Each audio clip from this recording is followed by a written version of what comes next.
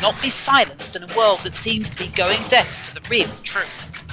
With your support, we will be able to become an even bigger pillar of light in a dark world. Revolution Radio, freedomslips.com, the number one listener-supported radio station on the planet. Revolution Radio.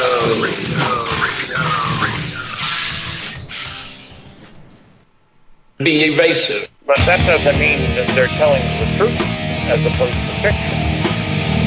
And Genesis chapter 6, verse 4, and there were giants in the earth in those days, and also after that, when the sons of God came, and also the daughters of men, indicating that there were giants before the Nephilim. And sons of God, plural. They weren't talking about Jesus coming down. No, that's right. Yeah. I'm Steve Crawford, host of Factor Theory Live. Join me every Sunday night from 10 p.m. till midnight Eastern Standard Time on Revolution Radio at freedomslips.com. Check it out.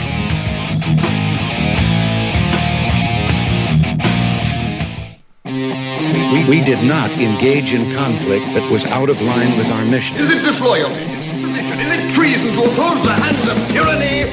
Never! I will never send troops anywhere on a mission of that kind without telling them that if somebody shoots at them, they can darn well shoot back. I know not what course others may take, but as for me, give me liberty! Oh, give me death! A dark cloud is finally lifting across the world as U.S. military intelligence and their global partners are destroying the deep state criminal power structure that has ruled over our planet for hundreds of years. We are free with the God-given right, and we shall not yield that right to any power on earth. Hi, I'm Scott McKay. The world is at, and I am your host on The Tipping Point on Revolution Radio, where every Monday from 8 to 10 p.m. Eastern, we bring you the latest in this ensuing takedown of this global criminal empire. That's an image of strength. You'll get the raw, hard truth here on The Tipping Point. So come join us Mondays, 8 to 10 p.m. Eastern in Studio B at revolution.radio.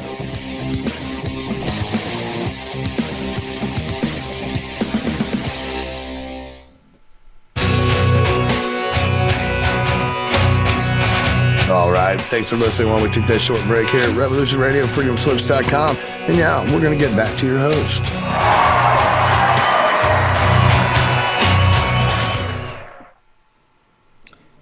Hey, what is up, everybody? We are live, Celebrate Truth Radio. I am not Robbie Davidson. I am hijacking Celebrate Truth tonight. This is a special Take on the World 2020 edition of Celebrate Truth Radio. We've got an unbelievable lineup for you guys tonight. We've got, first up, we've got from the duo Flat Out Insights, we've got Michael Solomon in the house. We've got, of course, the host of Celebrate Truth Radio. We've got Robbie Davidson. We've got the man, the myth, the legend, Mr. Rob Skiba. And of course, returning to Celebrate Truth, and I made this happen for here tonight, Pastor Nate Wolf. Welcome everybody to the call tonight. Hey, thanks. Hey, good to be here. Thanks. Well, Robbie, I'm going to turn it back over to you. Thank you so much for allowing Take on the World 20 to be airing on Celebrate Truth all weekend long. It's been absolutely amazing. The chat's been great. The presentations have been great. It's been running, pretty much flawless the whole entire time. So, Robbie, thank you so much. Oh man, it's a real privilege and honor. When you came to me and asked me, I thought it would be just an amazing opportunity to help in this way. I know that you were wanting me to do a presentation this year, and for me, it's almost like I feel like I'm called to the backstage now, behind the scenes. So to me, it was just a perfect way that I could help out, on that end, instead of doing a presentation or being on the forefront. It just seems like I'm taking a bit of a pivot now. God wants me to just transition a little bit and change focus, but definitely still remain in ministry and definitely supporting those that I think are doing just an incredible job on the front lines of this war on truth. Awesome. Well, thank you so much. And if everybody out there, if you guys want to stay up to date with the full schedule, what's going on, we still have 2 more days left of Take on the World 2020. We have all Sunday, and then we have half day on Monday. So you can go to TOTW20 TOTW20conference.com and go right over to the speaker section. There's a place for the schedule. You can still see that lineup. Just jump right in the live chat the rest of this weekend and into Monday. We've got Rob Skiba ending the conference on Monday night. So it's going to be absolutely amazing. So still so much great content is left. So if you've missed it, here's your chance still to pick right up, right from scratch, right there. And we're going to be running it right back on Celebrate Truth all next week. It's going to run on a loop, so you'll be able to check that out. And also the presentations will be uploaded to the speakers channel as well as over at Take on the World TV. So plenty of opportunity for you guys to do that. So guys, I figure, what we're going to do, everybody in the chat, I want you guys to think of a few questions by the end of the show. We're going to take some random questions for this panel. Every year at Take on the World, we line up all the speakers. Obviously, we couldn't do that here this year. So we went with a small crew, and normally we get to answer all your questions that you may have. So this year we're still going to do a little bit of that at the end of the show tonight. But right now we're just going to talk about hot topics, what's going on out in the world. So anybody want to start? Robbie, do you have anything right off your bat that you want to start out with? Well, I'm just saying that so much is happening. I think we're all in agreement that things are moving incredibly fast as far as the pace that they're going now. I was reading some stuff on the Great Reset, and it looks like they're looking at capitalizing on this opportunity to transform not only the world, but specifically America. And, in order for the New World Order, all these things that we've been researching for years, one thing that we've all known, that U.S. was always a hindrance. There was just too much liberty. There was too many, the Constitution was a problem. In order to kind of, fulfill any plans, in my opinion, America is kind of a stronghold that needs to be taken down. And we're seeing it come so quickly. It's unbelievable. I mean, it blows my mind how amazing everything is just transitioning. I mean, with everything from the coronavirus to just everything that we're seeing now with the riots, Marxism, communism. If you start looking at the kind of the end game here, it's frightening. I don't want to get political, but I have to say, though, that, if Trump does not win, it is going to be hell on earth, especially in America. What they're going to do is going to be just incredible. It's beyond words, really. Sometimes I look at the thing and I say, wait a minute, are we really living in this world? A year ago, we were all thinking that, we might be getting close to the end times. I think a lot of us now are saying, listen, man, it's almost like, the birth pains. It's almost like the water has broken. And now everything is escalating at a rapid pace. We're seeing things that we wouldn't even believe were possible to take place in America. I mean, I'm watching this stuff a lot. I watched just the recent thing with the Kenosha shooter. I watched that live. I saw how that all went down, and he, of course it was self-defense, but I'm seeing how this is kind of taking over in different cities. And, if nothing is done, if people don't rise up, and I'm not calling for violence, but I'm saying our voices need to be heard. The cancel culture is trying to silence us. It's trying to scare us and losing our jobs, losing our friends. And I mean, being on the front lines with the truth community, we all have to understand that we really are truly at war. And there's a lot at stake. I don't think we've ever seen something more at stake than in 2020. Yeah, definitely. I had a thought earlier today that it just kind of blew me away with all the division that's being pushed. And I can't remember which movie this was. It was one of the Batman movies, I think. But there was, one of the villains or whatever had planted some bombs in different areas. And one of them was on this boat that was out on the water. And there was hundreds of people in this boat. And basically they were trying to pit, these two groups of people. And they gave each of them, a detonator. And they said, look, whoever pushes that detonator first is gonna be alive, because these guys got a detonator, you got a detonator, and you got to make a decision, right? And there was that tension of, do you trust your fellow man? Do you even trust your fellow American? And I don't know why, but that movie came to my mind, and I just felt like, that's what the powers that be are trying to do right now. They're giving everybody a detonator and saying, hey, if you don't, push that button, your neighbor's going to blow you up. Yeah, and I can see that clearly. One of the parts that has amazed me is how easily people are accepting what they call the new normal, which is actually the new abnormal. They're even totally embracing the new language, the nomenclature that they're using to market this huge change. And the part that surprises me the most is the way people are just bending over, especially the churches. The churches are completely giving in, no fight, no research, no struggle. They aren't even asking questions. They have just given in to the new state god, the Coronaite, the Coronaism god. And they have switched their allegiances. Now, mind you, they were weak to begin with. That's why they shut down without question. I've actually known a couple of churches that never shut down, not one day. No one accosted them, no one attacked them.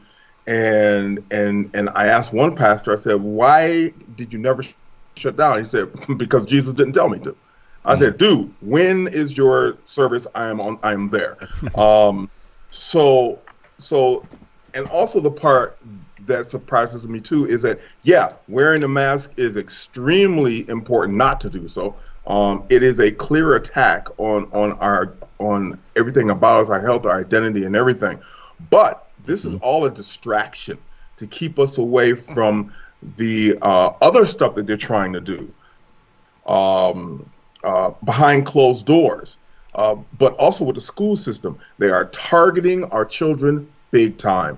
The hell that these kids are going to go through when these schools finally open up for real is going to be crazy, and the parents are just giving their kids over. Speaking of which, I don't know if you guys have seen the BLM curriculum from basically grade 1 up to high school. If you thought the LGBT agenda was horrifying, wait till you see what the kids are going to be learning in the BLM, curriculum that they're going to be putting in a lot of schools. It's frightening. I just saw a report on it last night. It was horrifying what they're going to be teaching children. And can I make one comment about BLM? There are actually two organizations called BLM. There's one organization that we are all aware of. They have the big, giant, pretty buses and the crazy people who create a whole ton of chaos.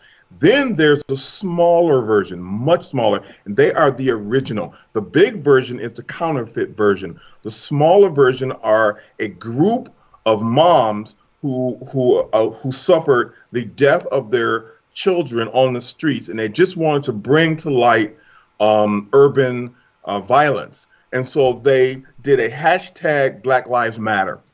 Okay. The liberals who support homosexuality, chaos, and a bunch of other stuff, occultic stuff, they got a hold of the name because it is kind of a cool name and ran with it. They ended up getting a lot of corporate funding because all the money that they have is not from grassroots, people just donating to them.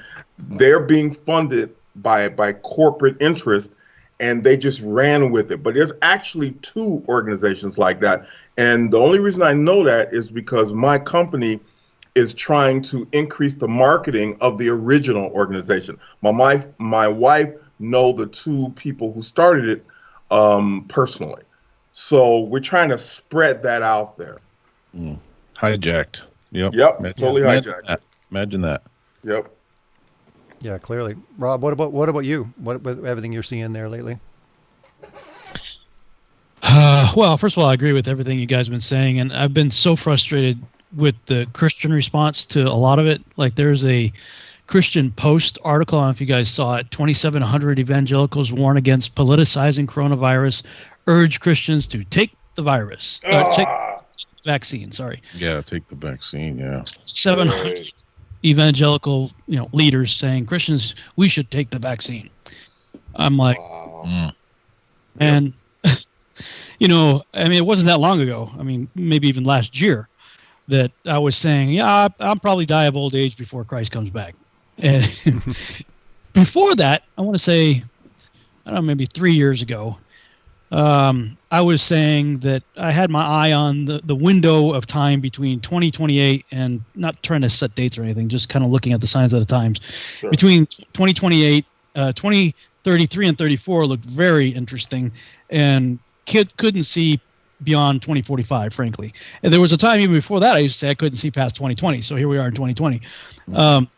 But when I look at like the Strategic Social Initiative of 2045, and this is long before all the craziness that we're seeing right now. There was behind the scenes craziness going on with transhumanism and the push for a quest for immortality, we would say parenthetically apart from Christ, by the year 2045. And it's all about transhumanism and modifying ourselves and everything like that.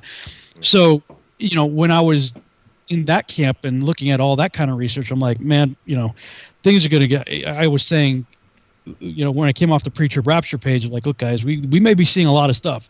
We may be here for at least another 20 years, and I'm not going to tell you those 20 years are going to be pleasant. Here's what's going to happen. And, and then the more I started to dig, the more I started to think, there's still a lot that needs to happen. And that's why I started saying, I'll probably die of old age before Christ returns. And then 2020 hit. And then I'm like, and like just the first 3 months of 2020, like the amount of things that happened, well, let's say by April, it happened so fast that I was going, wow, okay, well, all the things that I was thinking was going to take a lot longer, I started to see how quickly all those things could happen. And the fact that the whole world is locked down right now as a result of something that is barely a step above a common cold. Mm-hmm. Yes, I've got friends. I actually do know people who allegedly have this Corona C19, right? Mm-hmm. They were diagnosed as that. One of them is a real good friend of mine, and he just texted me.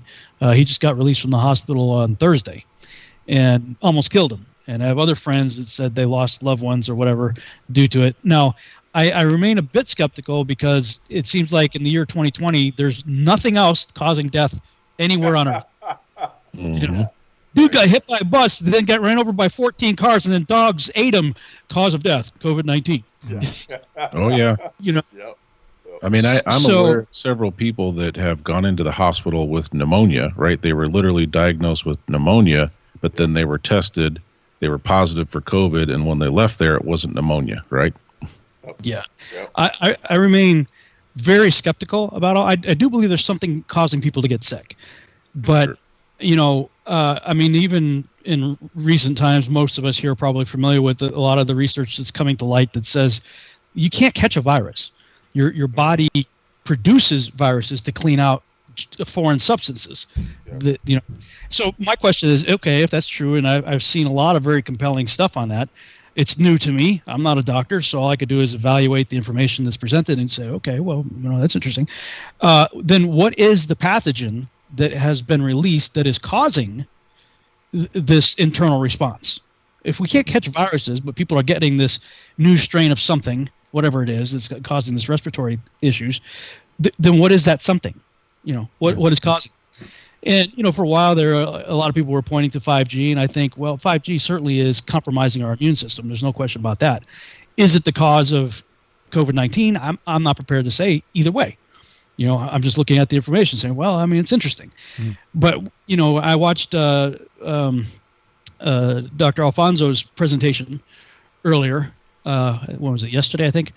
Talking about the SIT, the Satanic whatever instituted technology or something. I forget what it was. What reference weaponized was, pathogens.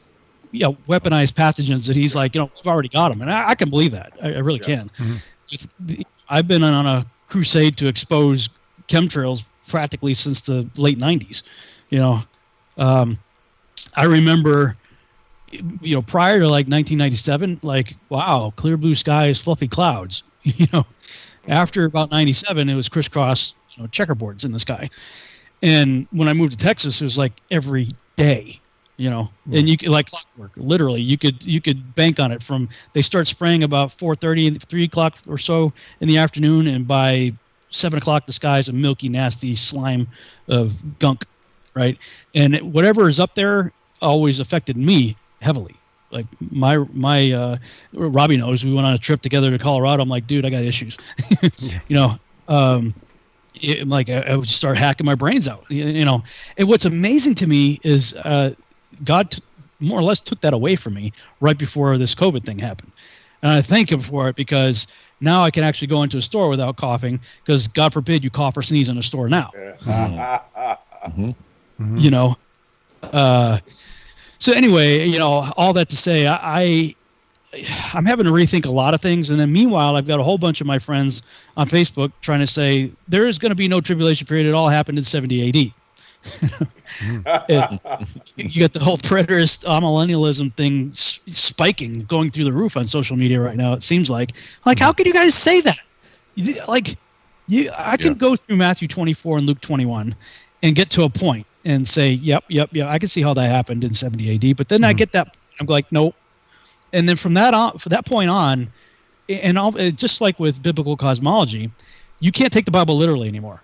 Like, I swear, I don't believe in the Mandela effect, but if there's anything that convinces me that there is a Mandela effect, it would be this. Yeah. I was with everybody I knew telling me to take the Bible literally my whole life. Yeah. And then, like, the last 5 years, no, you're an idiot if you take the Bible literally.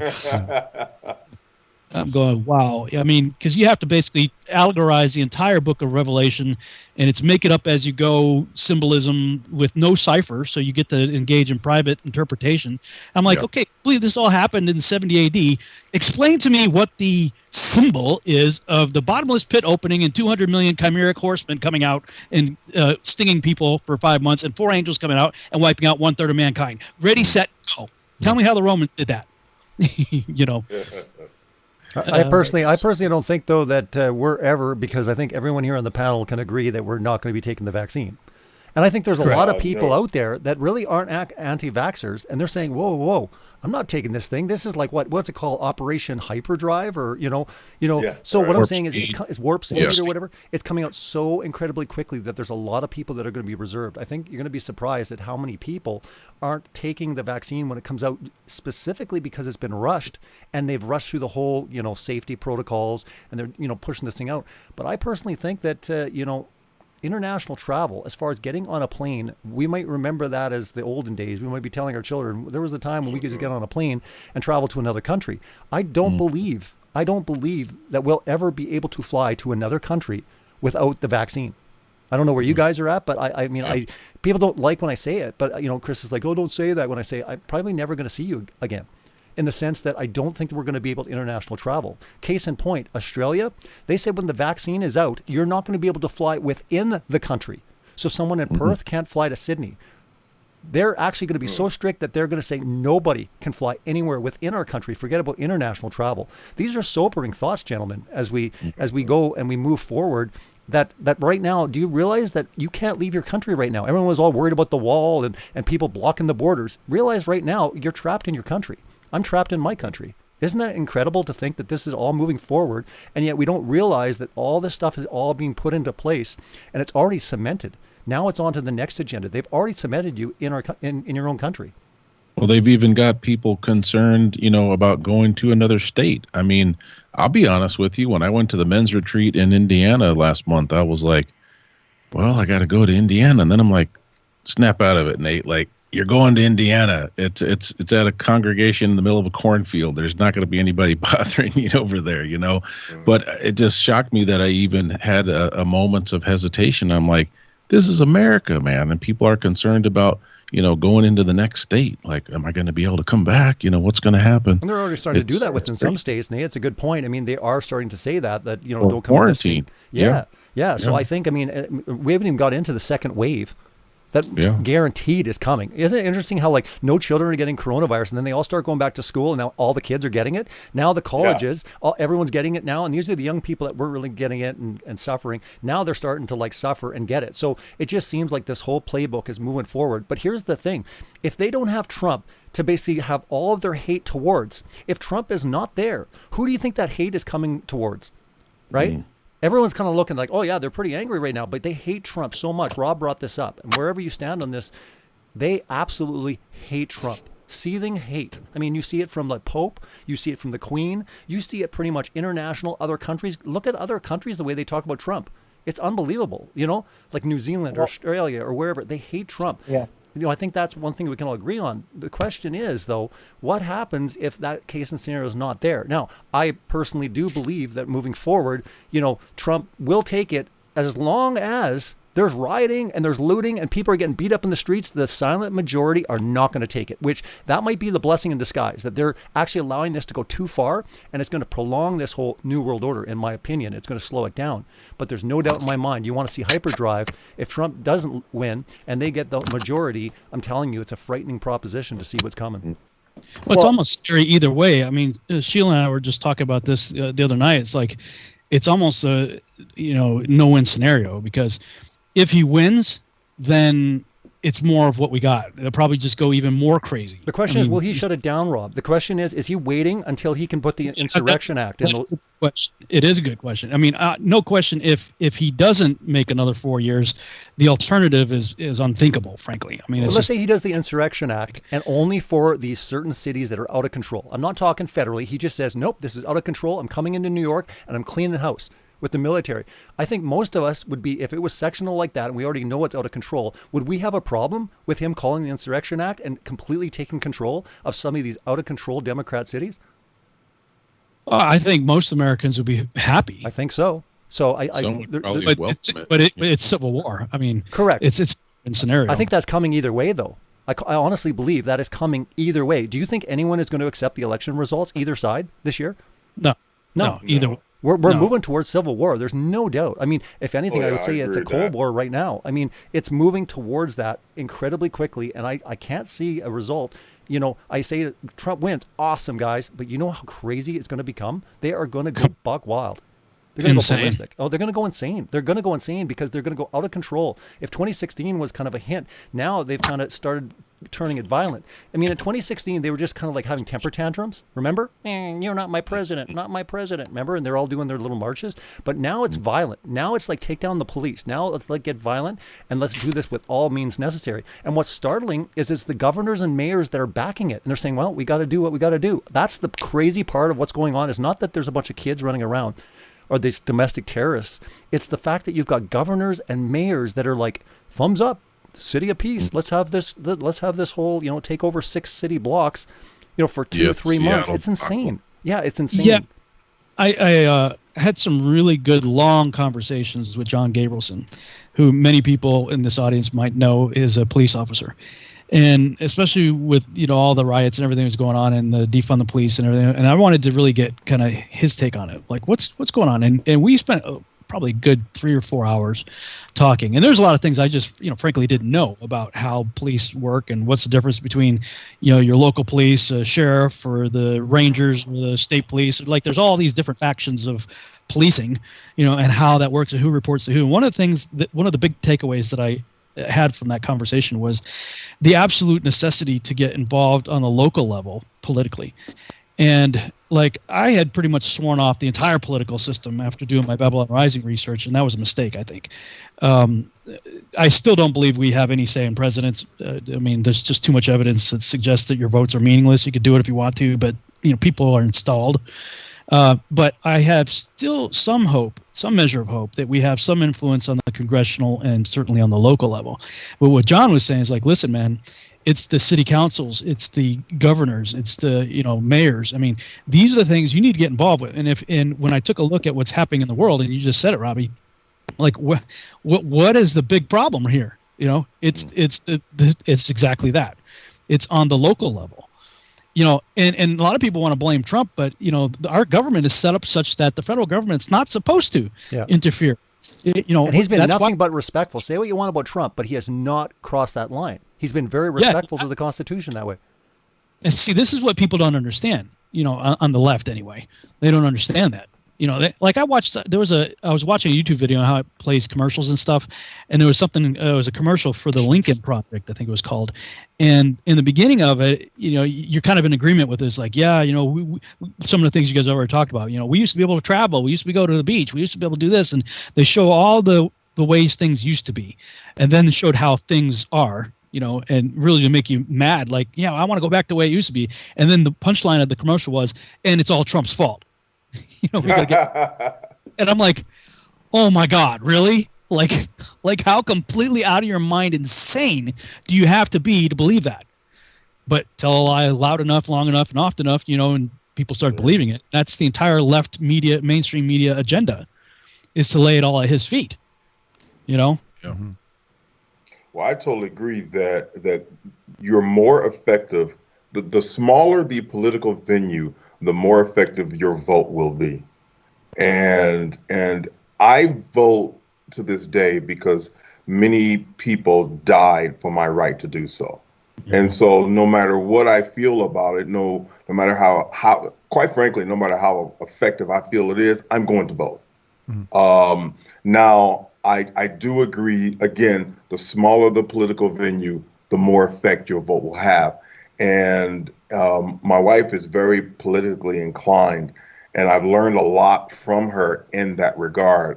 So I mean, I think that no matter how the election is going to go, the world is on a downward spiral, and we are closer to the end days than we've ever been before. And I know we've heard that before throughout history, but what's happening now is truly unprecedented. The foolishness that's going on now has never happened before, and that's a clear indication that we're close to the end. You can see a lot of similarities actually with Germany. And I mean, if you follow the timeline and how they established, who were the enemies and what they were doing, and they were the ills of society. And if you study that playbook, we're moving along like they say, history doesn't repeat itself, it rhymes. And it's true. I mean, we are seeing the playbook. But again, what's interesting is look at the timeline. We're not talking 2 or 3 years. We're talking a good decade. I mean, these things still take time to transition everyone. They need a new generation to raise up. They don't really care about the old people. They're going to die off. That's why they're going after the children, because they get to a certain saturation point. The children, this is just all they know. I mean, when all of a sudden in grade 3, they're going out there and they're, doing protests for racial, inequalities. And I mean, when you start seeing the media, we always talk about the media, but now it's infected everything. The sports, I mean, all the sport teams carrying on, especially about that last shooting. I mean, the guy, have you looked at his rap sheet? And have you looked at the story? It doesn't matter anymore, though. George Floyd, all of a sudden, all the camera surfaces, and we see that he was having a total trip on drugs. And he's like, I can't breathe, well before there was anything, happening. Again, it was still a despicable act. But my point is, it doesn't matter what goes on. The next event will happen. They're going to move forward with this agenda and then move towards the children. So I just see this, playing out. But the good news, I guess, in ways, is it doesn't happen rapidly. A lot of people think, oh, yep, we're coming around the corner. I mean, Rob mentioned it before. I mean, how many times in our Christian walk have we been like, oh, man, no way, 5 more years. There's no way 10 more years, right? We're going to see some pretty crazy stuff. But understand that we have to be the light in that darkness. He has a purpose for us to be here and to go through that. And number 2 is, remember that we've always been talking about how bad, let's just say, America was as far as depravity, its morals. In order for that to happen, if God truly was blessing it at a certain point, which I think there's a lot of proof to show that there was blessings on America overall with a lot of countries, if he takes that away, they might have to come under serious slavery, serious oppression. I mean, it happens to his people all the time. Therefore, it might have to happen to us. The question is, though, are we not going to prevail in that situation? They did with the Egyptians, and we will again, but we might have to go through some serious times. So I look at, we've got a lot more time left, but there's no doubt that I think that the things that are moving are set in motion. I don't think they're going to be reversed. I think it's going to be a sign of judgment, a wake up. It's all of a sudden like, fine, okay, you wanted to go this route, because we do know there's a big problem with the church. And just because there's the remnant out there screaming from the rooftops and saying, look, at the church is all evil. They're not. Look at John MacArthur, Grace Community. I mean, have you seen him standing up? He's been standing up completely at all odds against the California government. And they have been suing him left, right, and center, trying to get him shut down. And he's still standing up for his rights. So there are some good, churches. There are some good people out there. But I definitely think that we're moving into those days that aren't going to be the same. The new normal will never come back. And this phase in history, in the history books, a transition will take place in 2020. And things will never be the same. But they will also be at a point where a lot of our, luxuries, a lot of just what we took for granted, I think are going to be taken away. And we're going to reflect, and we're going to know what's important and what our purpose is here in the end times. I think we all can agree that we clearly are in the end times. With that said, I don't mean like we only have 2 or 3 years left. I mean that maybe the water has broken, and now the contractions, the birth pains are about to get more intense and closer together like we've never seen.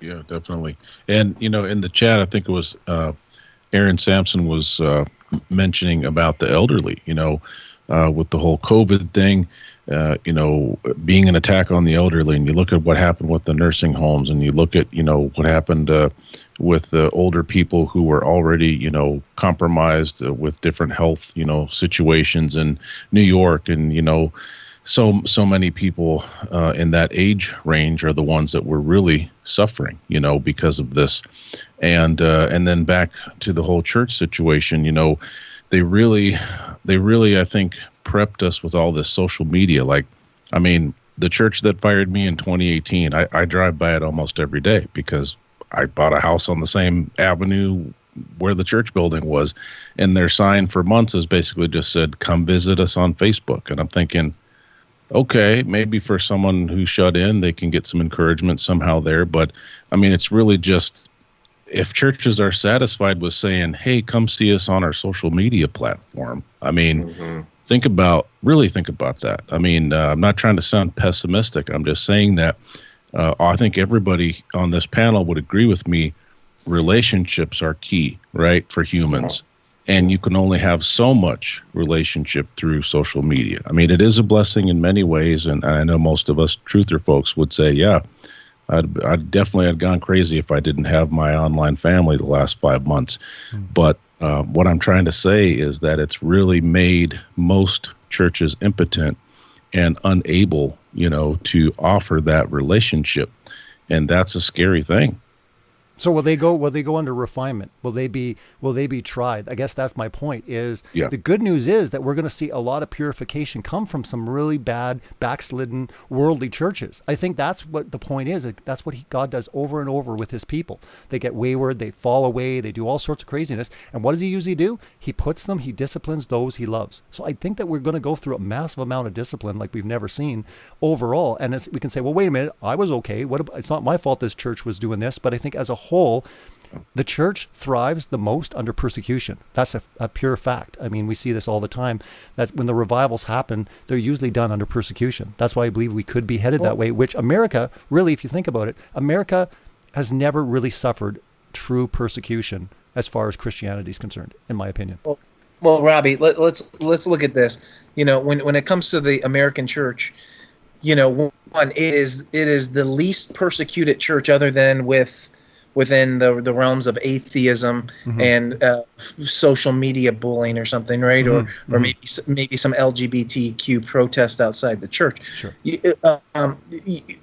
Look at what the early church did when they had to have underground churches where eventually they were being rounded up, they were being imprisoned for simply preaching the gospel, right? We have no clue what it's like to do that. That is why we have accepted all their marching orders, and why it's going to be so easy for them to eventually come and say, you can't preach the gospel. You can't do this. You can't do this. Yeah. No more of this. They're going to catch the church off guard. The church doesn't know what's coming, and that's why they're not particularly attacking full force the church yet. They're kind of distracting with white men, and they're doing all the stuff, but they're going to completely do a 180 and come hard at the church at a certain point when they're totally off guard, in my opinion. And that's my point, is that, it's coming. There's no doubt about it. It's just not here yet. I mean, we see a little bit, like you said, Chris, but it's not full force. We have to start burning churches. It's coming. Yeah, it can get a lot worse. It's going to. I mean, look at any Marxist or communist revolutions. If you look what they do, the church has to go. But I think this is very subtle, where they're not allowing the church to know exactly how much under threat they are. It's under safety right now. And you watch when all of a sudden they've got kind of their agenda set, they're going to move full force, because the church is definitely a bedrock. It's something that is a major threat to them. For those who are willing to see it, though, this moment is being used by the Holy Spirit to separate the wheat from the chaff, to show those who are willing to see what churches are really, truly Christ-based, and those who are just playing a game, or they're just a club. Yeah. Country. Okay. You can't even be a coward and leave your country. I mean, think about it that way. God got to a certain point that even if you wanted to be a coward and run away because you don't want to deal with it, you're going to have to deal with it. So you got to pick a side. You can't sit on the fence anymore. You got it either hot nor cold, or I'd spit you out of my mouth. But it's going to force everyone to become either one way or the other. There is no in between. Yep. I think we're going to find out really quickly. Everybody's talking about how this is so political. Well, and you guys have mentioned that we're going to find out really quickly if Trump wins, who he is. Yeah, 2 months. We're going to find out who he is, right? Mm-hmm. Now, let's look at what's happening all around the world. Everybody wants to forget and pretend that Wuhan did not have their large, massive music festival where life is semi getting back to complete normality with some exceptions.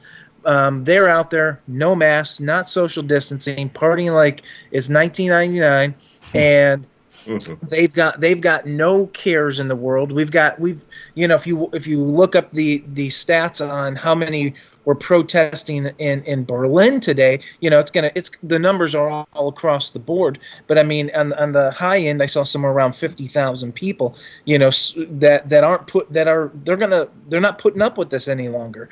We're starting to see this all around the world start to look much different as the masks of what they're trying to do, pun intended, starts to come off, and we actually see what the agenda, what the end game of that they have in place here. So we're going to find out real quickly is if Trump wins. Well, we already know if Biden gets in what the agenda is according to coronavirus, mask mandates. Well, he's already made that clear what the agendas will be. We will now see where this next realm takes it.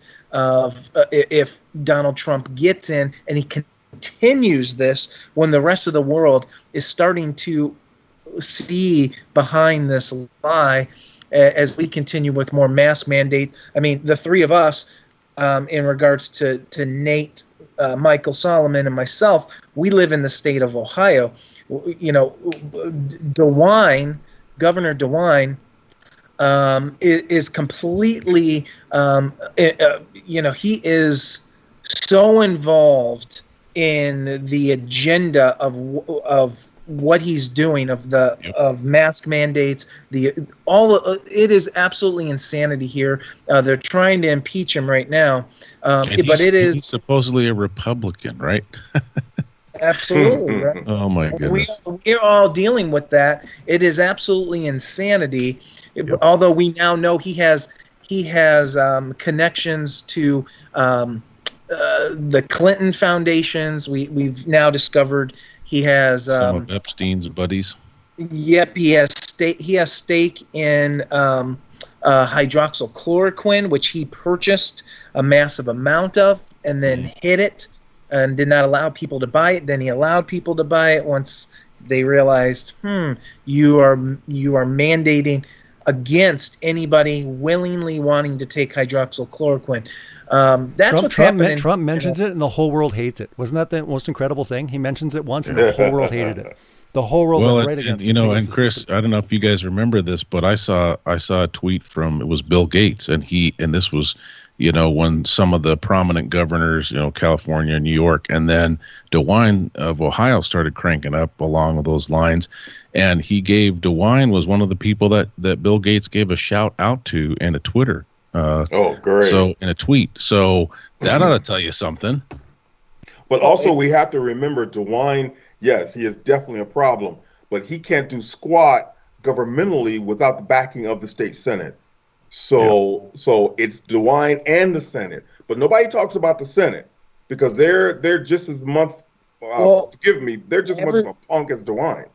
Go look up in Ohio if you're in Ohio, and if you're in Ohio, you already know, which is Nino Vitale. He's right there. He is a representative for the state, and he is calling it out. He is absolutely phenomenal, and he knows the sham that this is, and he's been calling this out. And DeWine, and he's been so vocal. He's somebody that I encourage everybody to follow him, whether you live in Ohio or not. The information he brings is super solid. So definitely encourage you guys to check Nino Vitale out. Yeah, how about Texas, Rob? I mean, what's your opinion of Abbott and different things? Well, guys, I mean, there's been the mandatory you got to wear a mask to go into various public places has come out, but the governor's like, we're not going to enforce it with the law though.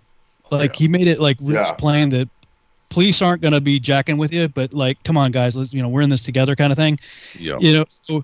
So yes, everywhere you go, you see the signs, you got to wear a mask, but like I go to 24 Hour Fitness and the signs are all over, you got to wear a mask in the gym, but there's probably, I'd say about 20% of us, including myself, that don't. And like, nobody's messing with us. Nobody's, they're like, ask them like, yep, it's in my pocket. They didn't, I mean, that could change certainly, but that's the way it is right now. And I was talking with John Gabrielson about it. He's like, yeah, dude, there's nobody I know, he was saying this, there's nobody I know in the police department is going to do anything about it. Let me ask you, Rob, this, Rob. So a lot of patriots, a lot of, extreme conservatives, they look to Texas because Texas has the ability to secede. What, you live there, what is the talk within Texas? Because outside of Texas, everybody's like, oh, wait till Texas secede, we'll move there. I hear it every circle that we're a part of. And, I'm going, I don't know if this is even reality. Well, I mean, I have seen talk of secession at various times since I've been here in 2003.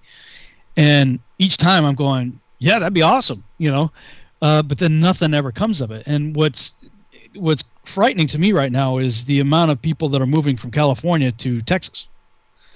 And they're just going to bring all their liberal, and these people have money too, so they're going to bring all their liberal ideology and their money and stack this place up, right from the city council, local school board level and everything, just like they did in California, with their people. And I'm thinking, is the writing on the wall? How much time do we have left yet? Are Texans really going to, like, what is a Texan anymore? That's almost the question now. Like the true diehard Texans, when I first moved here in 2003, it was pretty obvious, don't mess with Texas. Aren't the cities Democrat now? Aren't they kind of pretty much liberal, most of the cities in Texas? No, not so much. Okay. At least not where I am, but like Dallas and stuff, it would be more Republican, you'd say, the city. Well, now, I mean, it's really becoming more of a melting pot, and that's what I'm saying. Is like, what is Texan anymore, right? Like, I was born here in Texas, but I lived in Massachusetts pretty much my entire life for over 30 years. I came back to my home here, in 2003, and like I said, when I first got here, it was, don't tread on me, that kind of attitude, don't mess with Texas. I don't see this. Rob, I remember 10, 15, 20 years ago when they were running ads for Texas tourism, they would say, Texas is like a whole other country, because that was still, that was still the attitude, like, hey, don't mess with us, man. I think it's more rural now. I really don't like Austin, like these city centers. I mean, they've gone incredibly liberal. So I would think more of the rural areas would still be pretty hardcore Texan, but I really don't know if the city areas. Yeah, I think you're right. And like the area where I live, they've in the last 5 years or so brought a lot of major industry. I mean, like Toyota has a whole plant like right down the road from where we had the conference. Here, what was last year. And so I mean, the area where I live now, when I moved here in 2003, was farmland. Now it's all where you had the conference here last year, Robbie. Yep. You saw how built up that area is. I mean, that area in 2003 was farmland. So that's how much has been built up just since 2003, and with that buildup is brought and there's a lot of foreigners here too. There's a lot of people from India here, a large and growing Asian community as well. So I mean, at least in the area where in and around where I live right now, it's very much of a melting pot these days, which comes with the melting pot of ideologies, of course. So I'm not seeing the don't mess with Texas stuff that I used to see and dream of and, take pride in, when I, as a Texan myself, I'm not seeing anymore. But the other thing is, and I wanted to bring this up to you guys, because like I said, I pretty much in 2012 swore off the entire political system. And now I recognize how much of that was a mistake. I should, especially at least on the local level, I should be a lot more involved. And especially after talking with John about that. Have you guys been seeing, like, it seems like everywhere I turn, whether it's a video commercial running on YouTube or email spam or Facebook ad or whatever. Everywhere I turn, there's somebody begging me for money for, hey, you know, the Democrats are close to taking over the Senate. I need you to donate now. Hey, the Republicans need you to donate. And it's like, we need this amount of money to you know, win the seats. I'm like, what is this? An auction? Are we paying for seats? Like, I've never seen, maybe I was blind to it before. I don't know, but I'm asking, I've never seen this before this year. It seems like a huge political scam where these guys are just getting incredibly rich off of gullible people that are living in fear right now. I can't let the Democrats win. I can't let the Republicans win. I'm going to donate $100 to this. And I fell prey to it. I'll be honest with you. I saw some stuff and I'm like, man, the Democrats are just completely out of their mind, bat crap crazy, insane. I'm going to, you know, contribute to the Republican Party. So I contributed, I think it was $100. I can't even tell you how many emails I get now. Like I'm on the spam list. Like I get hundreds of emails a day and text messages. Like, and it wasn't even a thank you. Like when you contribute whatever amount. It didn't go, hey, thank you. You know, we appreciate it. It was an upsell. It was like, hey, you have an opportunity to double your contribution. I'm like, well, what? And so you're like, and they're like, okay, well, you didn't want to double it. Will you consider doing a monthly? It was like five screens. I'll kid you not, 5 screens of upsell after I'd already contributed $100. I'm like, this is a massive scam. I just got scammed. Yeah, I'm getting all kinds of junk mail every day. And, you know, of course, with all of us Ohioans, I mean, Ohio is a bellwether state, you know. I mean, it's a super important state for elections. And so, you know, I'm not surprised that there's all kinds of junk mail around here. But, yeah, it gets real annoying, you know. And it's like, of course, they're getting really good at hiding junk mail. So some stuff looks very important. You open it because you're like, well, you know, what if it's not junk mail? Then you're like, you know, dang it, I opened another junk mail asking for money, you know. Well, but I mean, I know everything costs money, and I know political campaigns to run campaigns run money, but none of these people are telling me what I'm getting for the money. No. They're just giving money so we can win a seat. It's fear-based. Like, we don't do this is what's going to happen. What are you going to do for me? Like, that's what I want to know. Like, okay, I'll contribute to your campaign, but what are you going to do for me? Like, I'm not seeing that from anybody, frankly. Are you? Like, what's your take on all that? Yeah. All I see is the gimme with their handout. I've seen the commercials on YouTube and Facebook, but you're right. They never tell you what you're going to get. They just make this big statement of, be afraid. The people you don't want are going to get into office. We need your help. Help us. Give us your money. But that's it. No details, no platform information, nothing. So, yeah, it's just a money grab. Because it's really going to be up to the people. I mean, I think it's going to be up to the people. Like, we're seeing some uprising with militias and different things, just taking a stand, you know, defending, you know, personal property. I really do believe it's coming to that. I think, you know, at the point when you have all the media, you got all the sports, you got all the Hollywood, you've got pretty much all the news channels. That's where it's coming. And now, because it's so extreme, and it literally is domestic terrorism. I mean, that's what you're watching. I don't know if you guys watch Rand Paul. Rand Paul is a libertarian. He's not even a Republican for the most part with his policies. And he's the one that's helping prison reform. And yet they're, you know, almost trying to kill him the night he's coming out of the RNC. Did you guys see that? Yeah, I saw the. I mean, it was horrifying. I mean, and there's like 2 cops and then more cops join. But you're just kind of thinking like, man, this is turning in really crazy. And these are big cities and it's just compounding. And I don't see it slowing down. I see it escalating. And then I see it even amplifying after the elections. It's pretty frightening what's going on. And the question is, before it'd be like, okay, the police are here to, you know, protect and serve. And, you know, I really think people need to be standing up and speaking out more for the police. And I'll say one thing, the local police are the last line of defense against tyranny, period. And that's why they have to get rid of. Yeah, that's exactly why they have to get rid of. That's why they're being demonized. Exactly. You take out the police, and what do? Do you abolish the police, or do you replace it? And the question is, what are they going to replace it with? Social justice warriors? So no, we need to be more vocal on those police, because I mean, the morale must be way down. I mean, they can't even do their job because they're fearful of going to prison now. If they even do what they're required to do. I mean, they put their life on the line every day. And I just think that the police, man, they have the shortest end of the stick when it comes to this whole war that's coming. It's like the police really need to be defended, and people need to speak out on social media a lot stronger for supporting Blue. Think about how many officers have retired in the last say 3 to 6 months. It's frightening, man. You look at the stats, it's frightening what's going on. And the question is, what are they being replaced with, right? Yeah. So they have to lower their standards. See, that's the problem. When you get into crunch and you have to lower your standards, that's where you're really gonna make a problem for your local city. Yeah.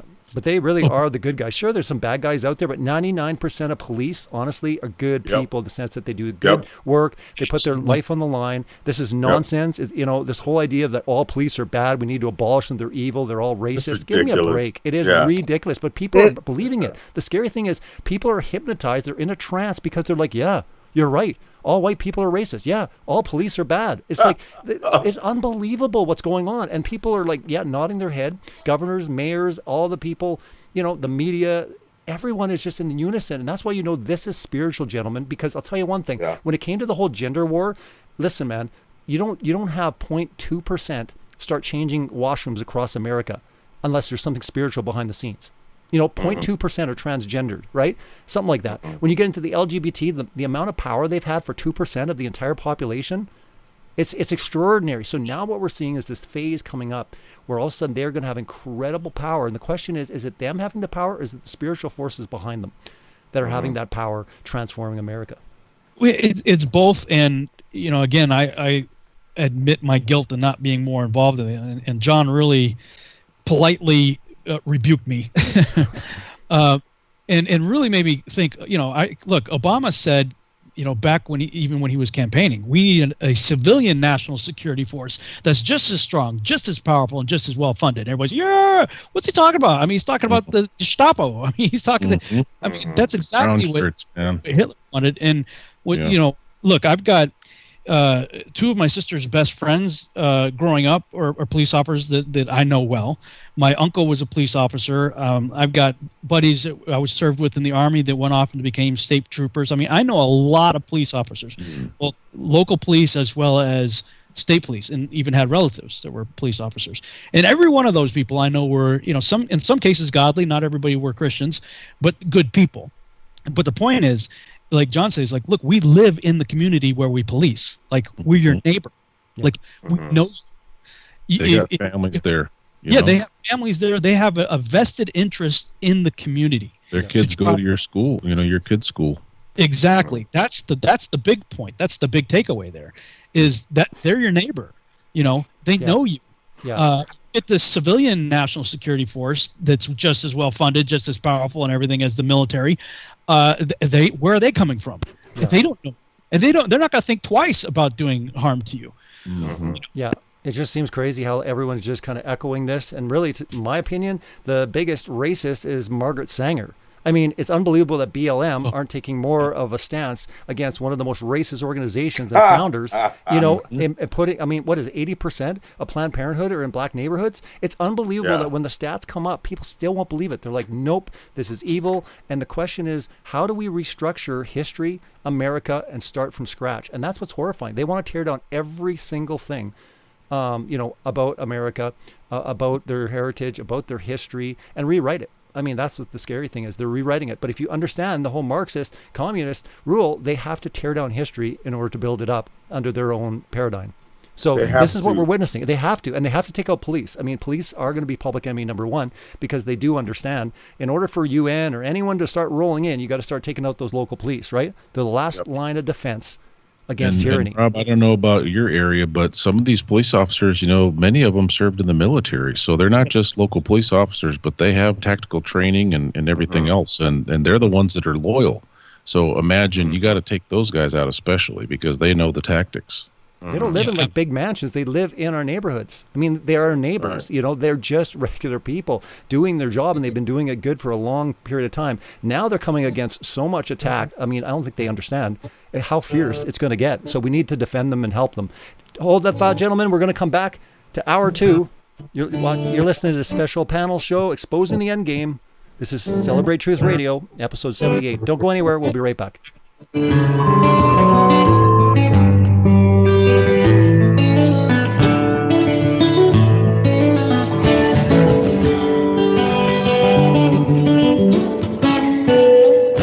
Revolution Radio at Freedom freedomslips.com. And we'll be right back after this message.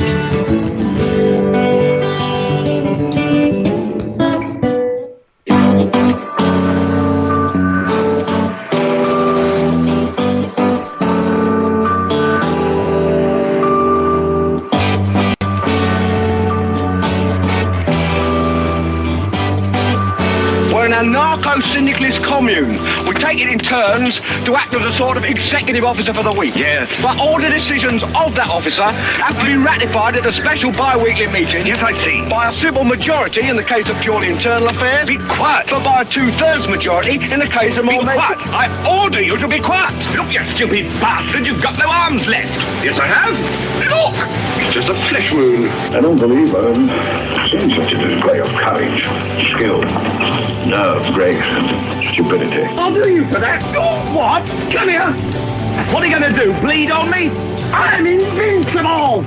You're a loony. The Black Knight always triumphs. Roundtable Live, Monday through Friday, 1 a.m. till 4 a.m. Eastern Time. Bring your mind, bring your ideas, bring your voice. King Arthur had nothing on us here at Revolution Radio, freedomslips.com.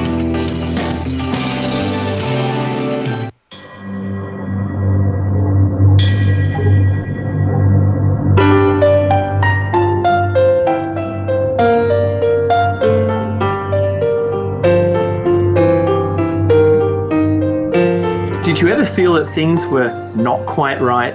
That everything was just ever so slightly askew? Do you have, to paraphrase Morpheus, a splinter in your mind?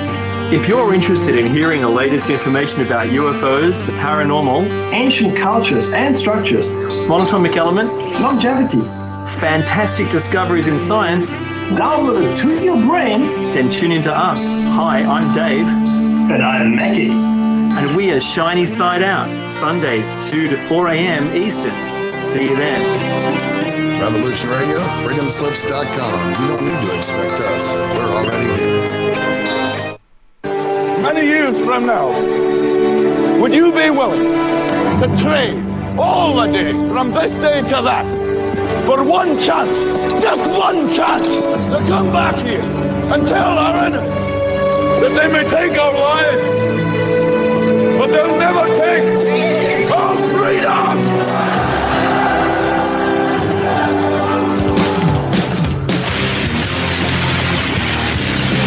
The future is uncertain. I know this. Death is inevitable. I know this. But one thing is certain. As free men, it is our right to live unencumbered and in peace. And those times are quickly drawing to an end. And in these times, peace is certainly an illusion. And as the chains grow tighter, our ability to slip those chains increase incrementally with every passing moment. Inaction is no longer an option. It's time to raise our voices like a cacophony of thunder and lightning and tell the masters no more. And this is Nighthawk, and I say, for myself, no more. Revolution Radio, freedomslips.com, because the freedom is slipping away.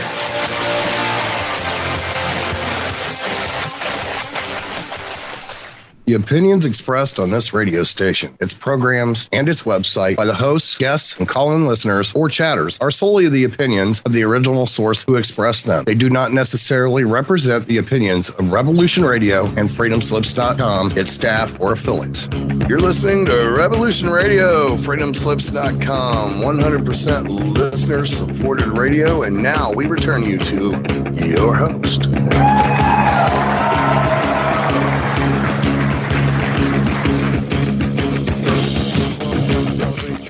This is episode 78. This is hour 2. Our guest tonight is Rob Skiba, Michael Solomon, Nate Wolf, and Chris Bailey.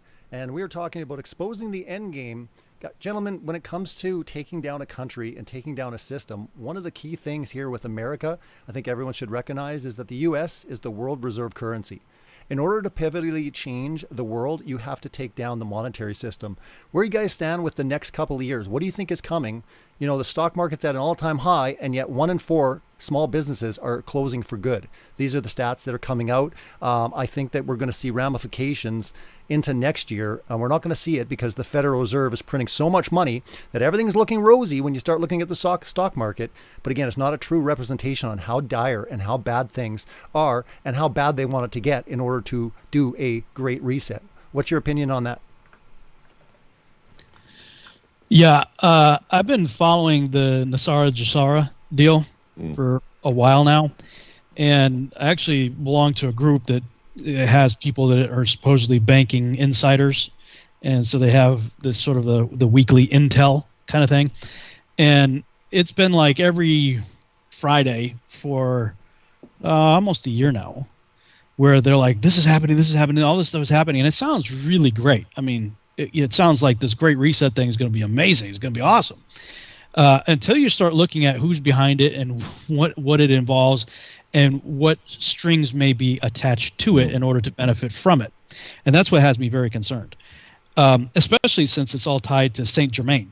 And I had done a ton of research on that character back in the late 90s for a movie script I was writing called The Omega Conspiracy. And there is an individual who in history was named Saint Germain, and dude was around for hundreds of years. I mean, he would show up, and there's all kinds of recorded accounts of him meeting with royalty and then meeting with them again like 50 years later, and he hadn't aged a bit.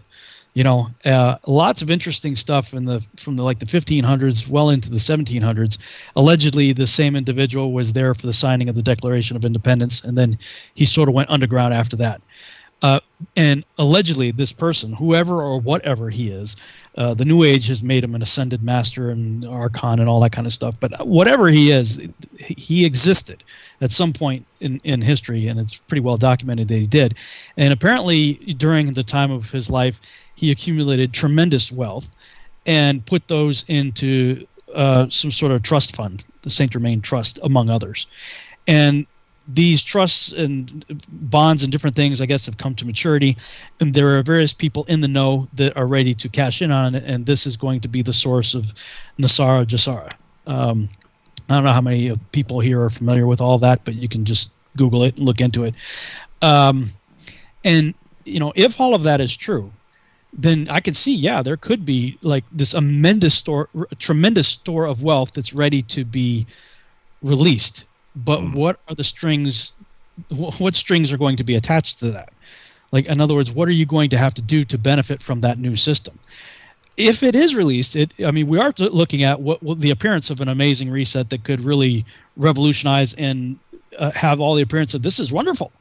Mm-hmm. You know, but what's underneath it? What's underlying it? That's what is of a major concern. My feeling is they're going to blame it on the whole, you know, beginnings of America, and this is why we need to do the Great Reset. Is this whole capitalist idea was failed from the beginning? They want to emulate China. I mean, we can clearly see that they're echoing, you know, what they're wanting as far as China, the credit system, all these things are coming. But again, financially, as far as a global, currency, U.S. it has to come down because it's the world reserve currency. You can't just end. It's got to kind of reset. So that's why I think everything hinges on America. And I think that's why we're seeing such an attack on America, because without America falling and being, you know, restructured, none of these plans can be put in place. Just my opinion. No, I'm with you. In fact, if you were watching my presentation, there's a video in there called the Omega Plan ? That I put out in 2011. Dealing with the Iraqi Dinar. Mm-hmm. And I have a whole chapter in my book talking about that. And just to summarize all that, the Iraqi Dinar at one point was one of the highest valued currencies on earth, next to, I think, Kuwait. I think Kuwait was in the $4 or something range, and the Iraqi Dinar used to be worth $3.22 US. So we would pay $3.22 for one of their dinar. And then we have the first Gulf War party and then the second Gulf War party. And in the first one, no, it was after 9/11, we go in there, we capture Saddam Hussein, we topple their government and all that stuff. And then the De La Rue goes in there, and a 13-bank consortium led by J.P. Morgan Chase Bank and a few others go in there, and they establish a new currency, the new Iraqi dinar. Mm-hmm. And if you look at it front of a dinar, depending what denomination. I think all the denominations are the same. They have Arabic, Iraqi type iconography and writing on the front, and on the back it's all English. And so what that said to me is, I believe end time Babylon is is the Babylon that we read in Scripture. The end time Babylon is the physical Babylon that historically has always been in Iraq. I know people want to say it's New York or the Vatican or all these other ideas of what Babylon. I think there's a system. There's a Babylonian system for sure. But I think the Babylon that is judged in the end times is a physical, literal Babylon that was a physical, literal Babylon in Iraq. And if that Babylon is going to rise again in the last days, it will only happen through the backing of the United States. And so my speculation on that, as many others have speculated, is like, what's going to happen if the RV, I should say when the RV revalues? And that this was even long before Nasar Jassar or anything like that was kind of public on social media. I know Nasar Jassar has been around for a while, but not a lot of people knew about it.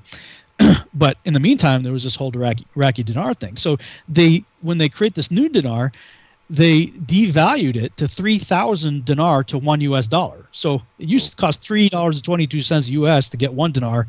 Now you could get 3,000 dinar for $1.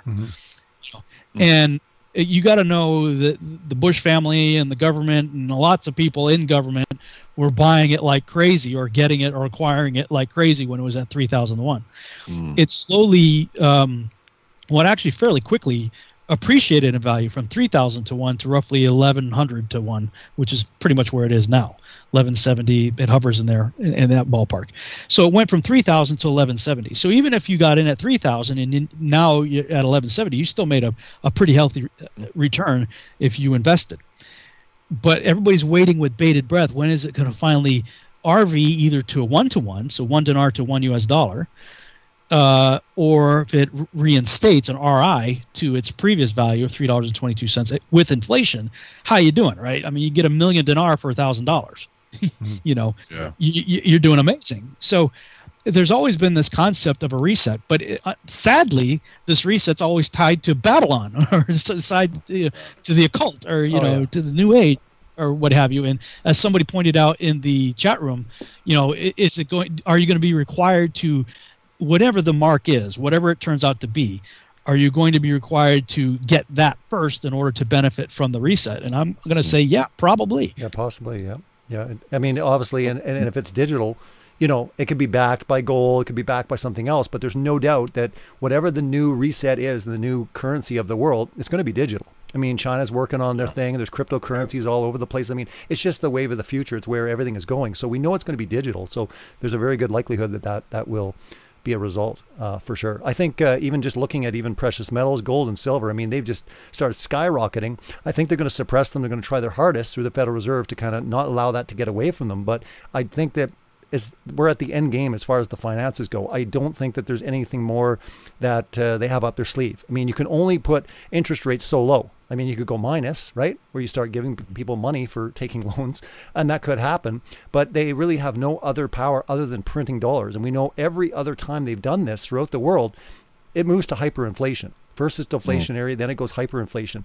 That means that food and all of our needs are going to get very expensive. It's going to take more dollars to pay for the same things until it just completely obliviates. And this is what we've seen all throughout the world with a lot of currencies. So, I mean, I let people know, look into other alternatives. Look into the difference between currency and money. Have some money. Just have that on side. Again, have food, water. We all have been woken up to the fact that maybe there's no toilet paper on the shelves for a while, right? We know that, things on the shelf could disappear. Look, guys, it could happen again. Forget the whole end of the world scenario. There could be another scare and everyone runs to the grocery store and now it's going to be hard for you to find beans or whatever. So I think it's just good, practical, smart things to put in place and saying, look, let's have some extra food on supply. Let's have water. Let's have, no matter what happens, let's kind of be prepared. Beans? I said beans, yeah.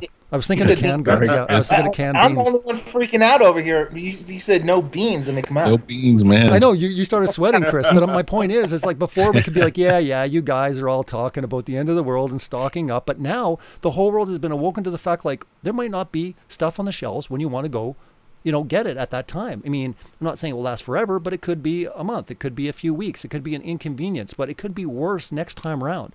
It's like that was like the prelude to something that's coming. So yeah, food, water, they talk about guns, have ammo. But again, I think it's very, very smart to have some precious, metals, some silver, and look into some cryptocurrencies. They're not all evil, everyone. You might think that they're all evil. You heard of Bitcoin, but I think it's very smart to start looking in, because the world is going to compete.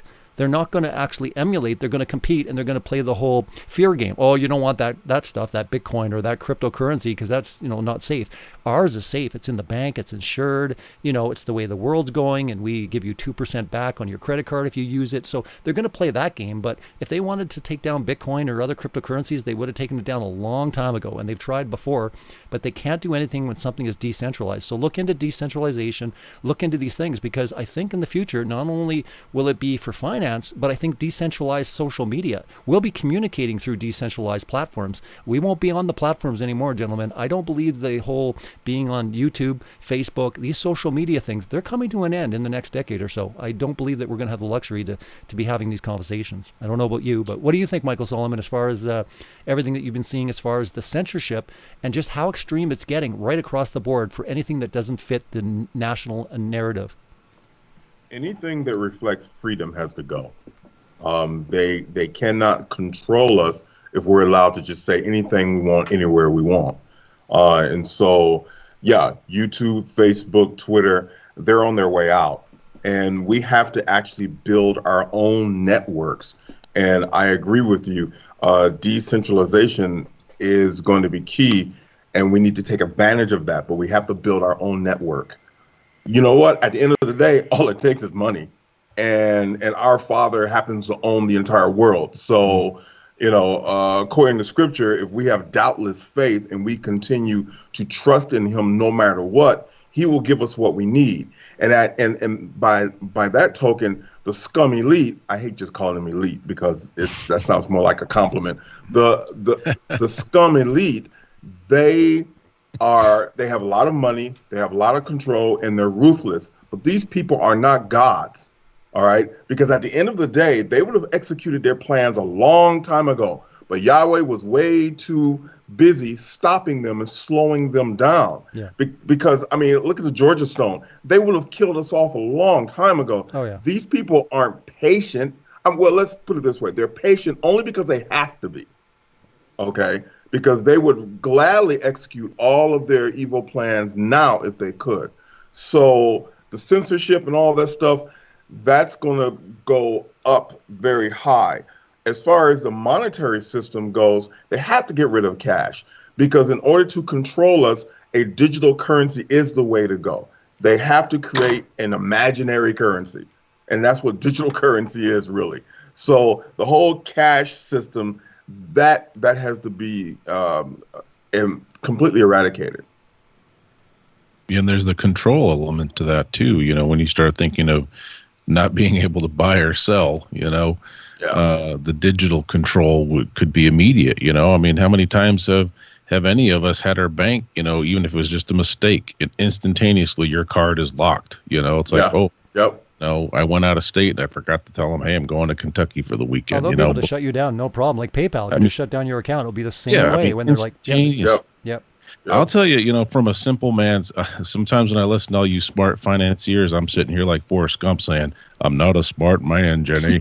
But I can tell you as a simple man in a small town in Ohio outside of Toledo, where I've seen the big hit the last several months. I don't know how many of you have an Aldi store, grocery store where you're at. We have Walmart, we have Kroger, we have Aldi. I'm telling you what, with a family of 6, we shop a lot at Aldi. And just in the last few months, I used to be able to go in there, fill my cart to the brim. If I broke $170, that was unusual. I went the last couple, 3-4 times that I went, it seems like I had a fairly full cart and it was over $200. And my jaw was hitting the floor. I'm like, oh, this is bad, It's because if you're spending, yeah.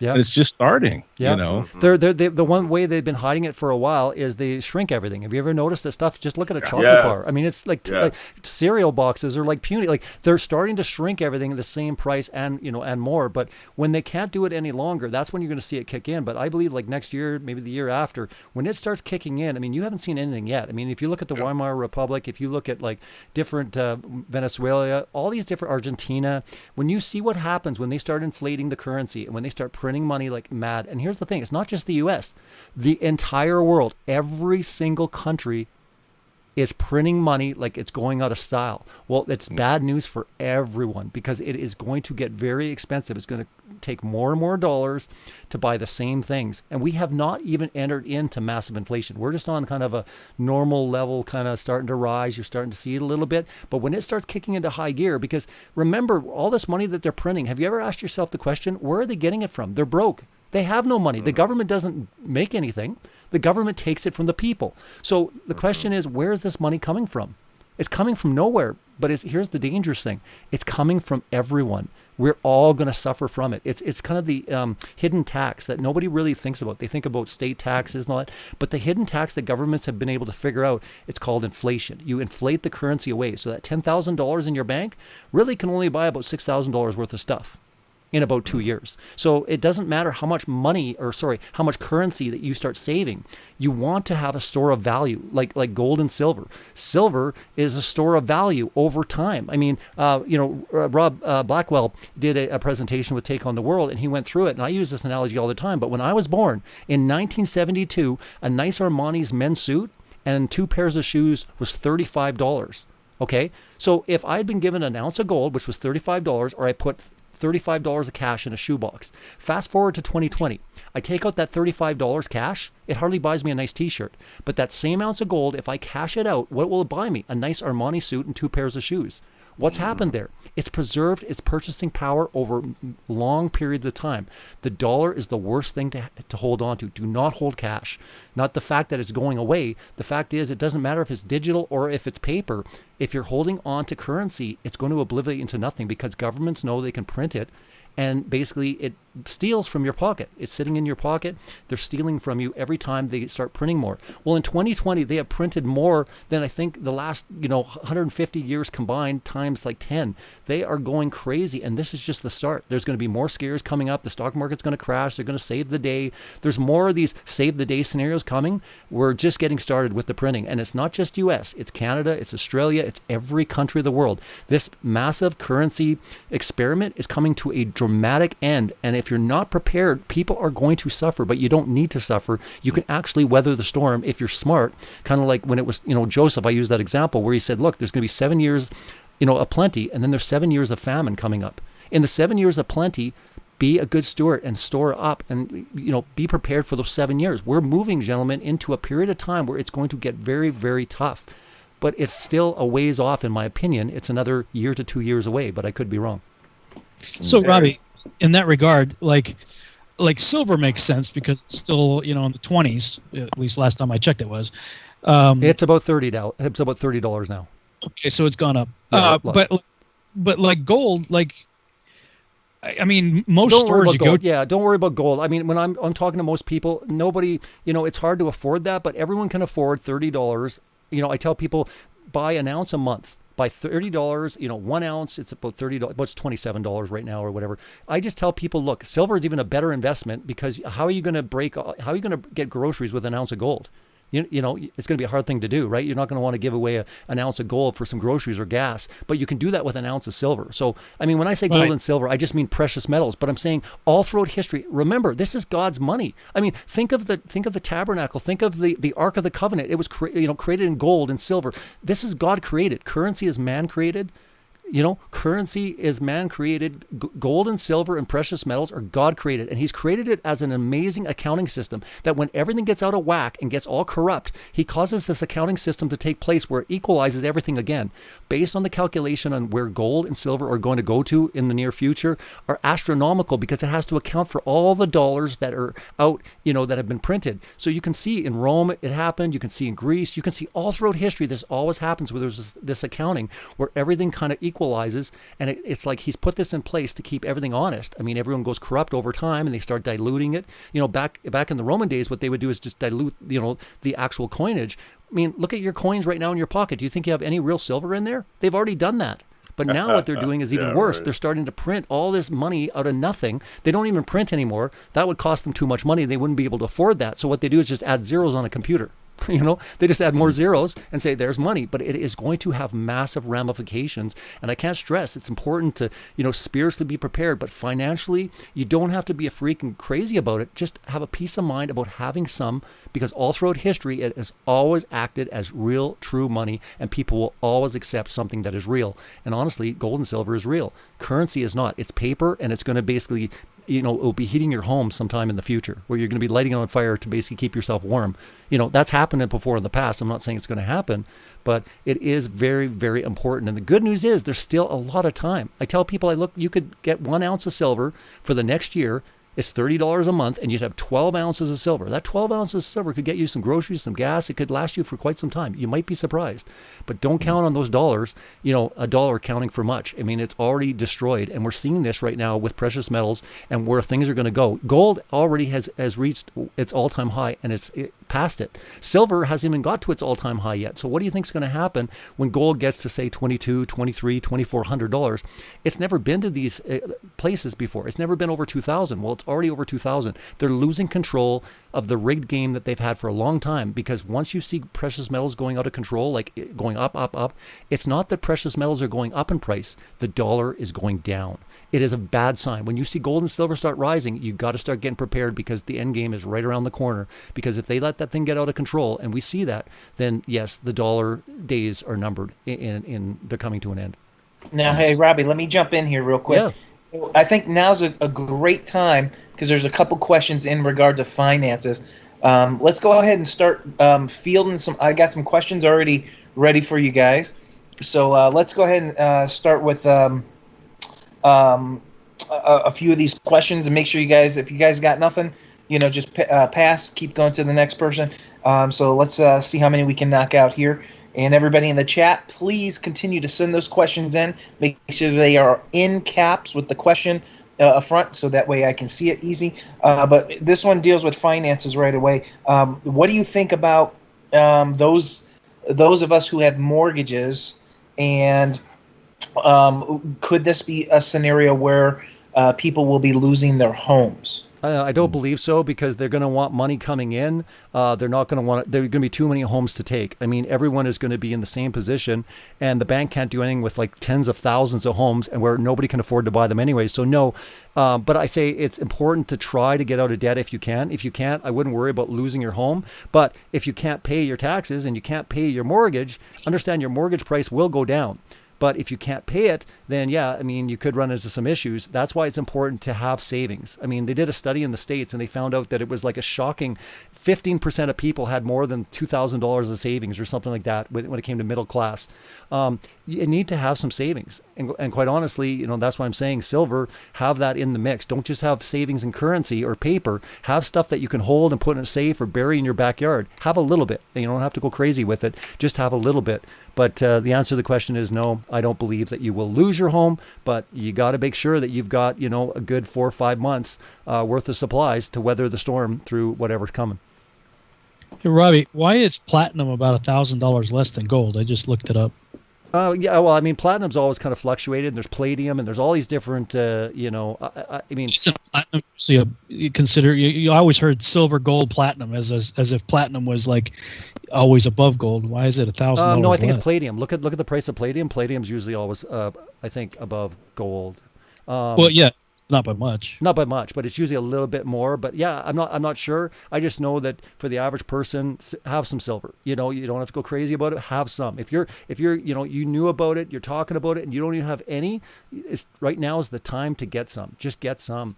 You don't have to have a lot, but get some, because all throughout history, you can just study it. A great series is The Hidden Secrets of Money by Mike Maloney. Everyone watch it. It's a 10-part series. It will blow your mind. It's like the Matrix. It's like waking up to a whole flat earth. It is just like when you understand the Matrix and you understand the difference between money and currency, it will blow your mind. So check out The Hidden Secrets of Money by Mike Maloney. It's a free series on YouTube. It's 10-part. It honestly will be worth your time. And he talks, and this was done, I don't know, maybe 10 years ago. Everything you're going to see in that documentary will chill you to the bone because you're seeing it all take place in 2020. Another question here dealing with that is, how important do you think it is for people right now to get out of debt right at this time? I would say, yeah, it's important. If anyone else wants to talk about it. Yeah, I would say it's very important. I mean, even just from a biblical standpoint, you know. Yeah. But, you know, again, I gave the Aldi thing. Let me give you a mortgage thing. You know, months ago, before I had a steady day job, you know, obviously you guys know things were very tight, you know, since I got fired in 2018. And when the whole Corona thing hit, you know, some of the mortgage companies were offering like a 90-day forbearance, right? And we bid on that because we didn't have a choice, right? And now I've been working since June in my new day job. And so now, you know, I can afford my monthly mortgage. Well, the first time that I got the 90 days, I had to fill a bunch of paperwork out. Well, several weeks ago, I started getting random calls from the mortgage people, and they're like, we want to call and let you know that your deal has been extended another 90 days. And I'm thinking, I didn't even ask for it. It just, they're starting to give automatic extensions. And, you know, anytime somebody like that is really just wanting to reach out and help, beware, because here's the thing. Like Robbie said, most middle class Americans, they don't have that extra, you know, cash. They'd be lucky if they had $500 in the bank, you know, after they pay their bills. And so I'm saying, okay, this is a trap. You know, it's like, it's so tempting to just be like, yeah, you know, let's just grab another 90 days.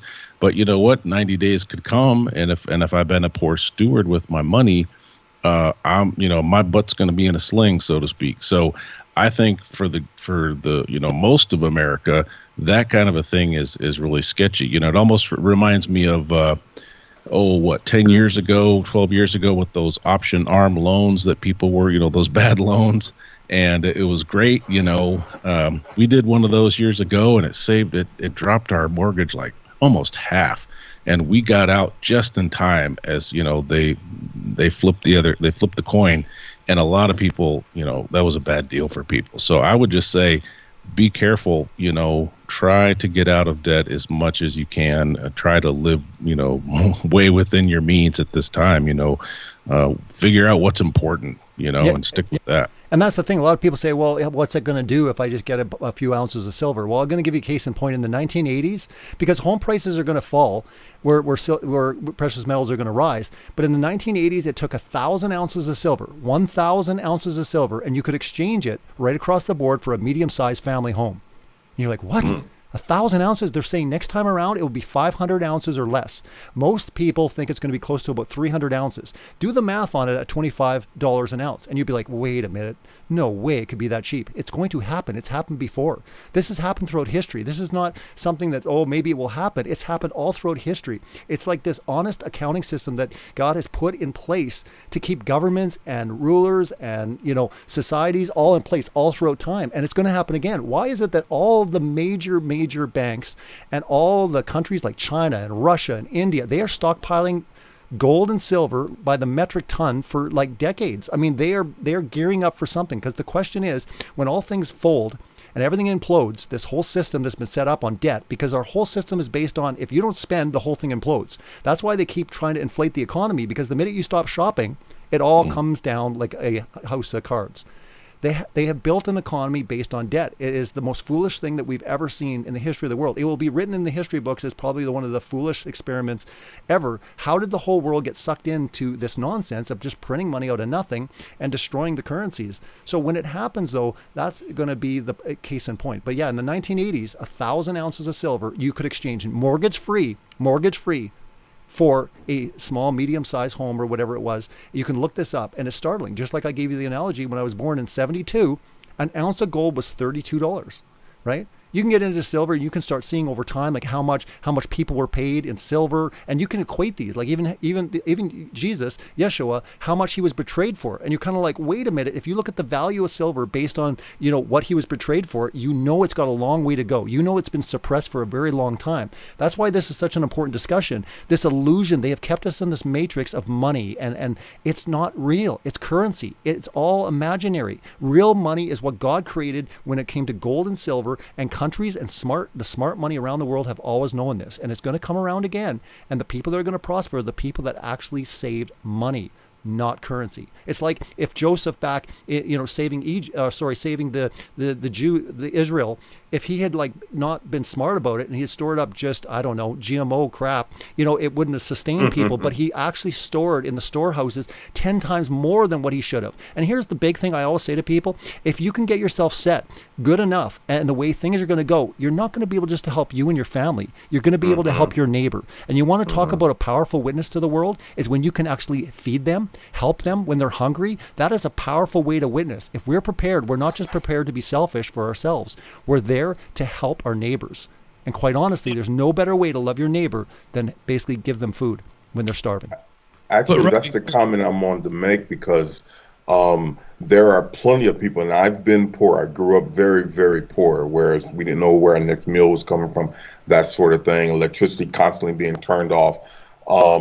There are plenty of people in that situation. The silver idea is a superb idea, but there are plenty of people who just cannot do it. All right. And so those who have the means can, and so that they can be able to help those who can't. And you're right. That is the most powerful witness. It really is. It really is. And it's going to come a time when people are going to get very hungry.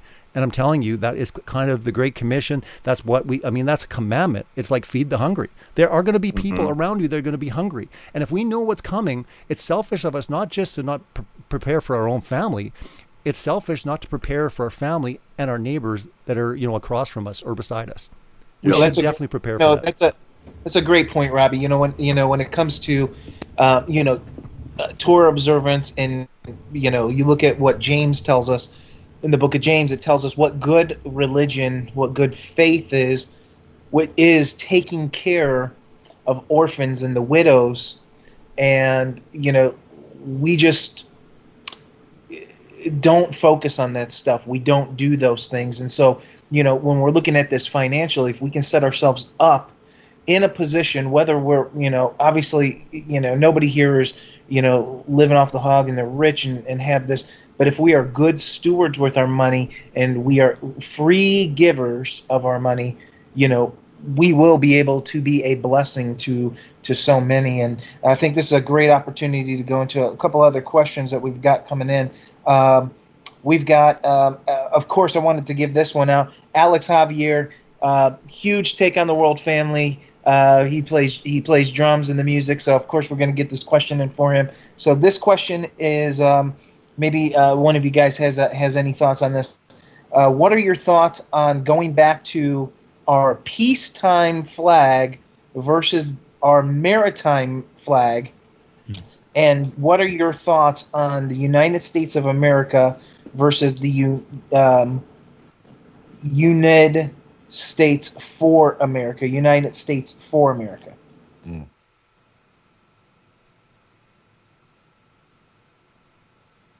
Have any of you guys looked into that?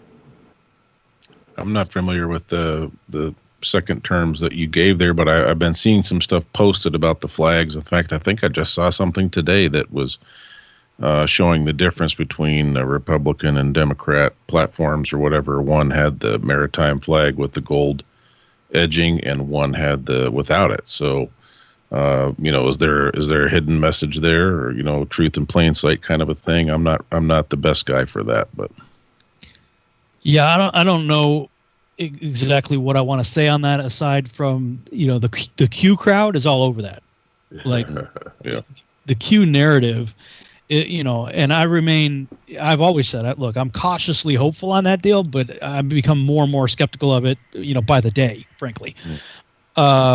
But that whole Q narrative is like, we're going to drain the swamp, the cabal is going to go down, and we're going to get America back, and it's going to be the real America.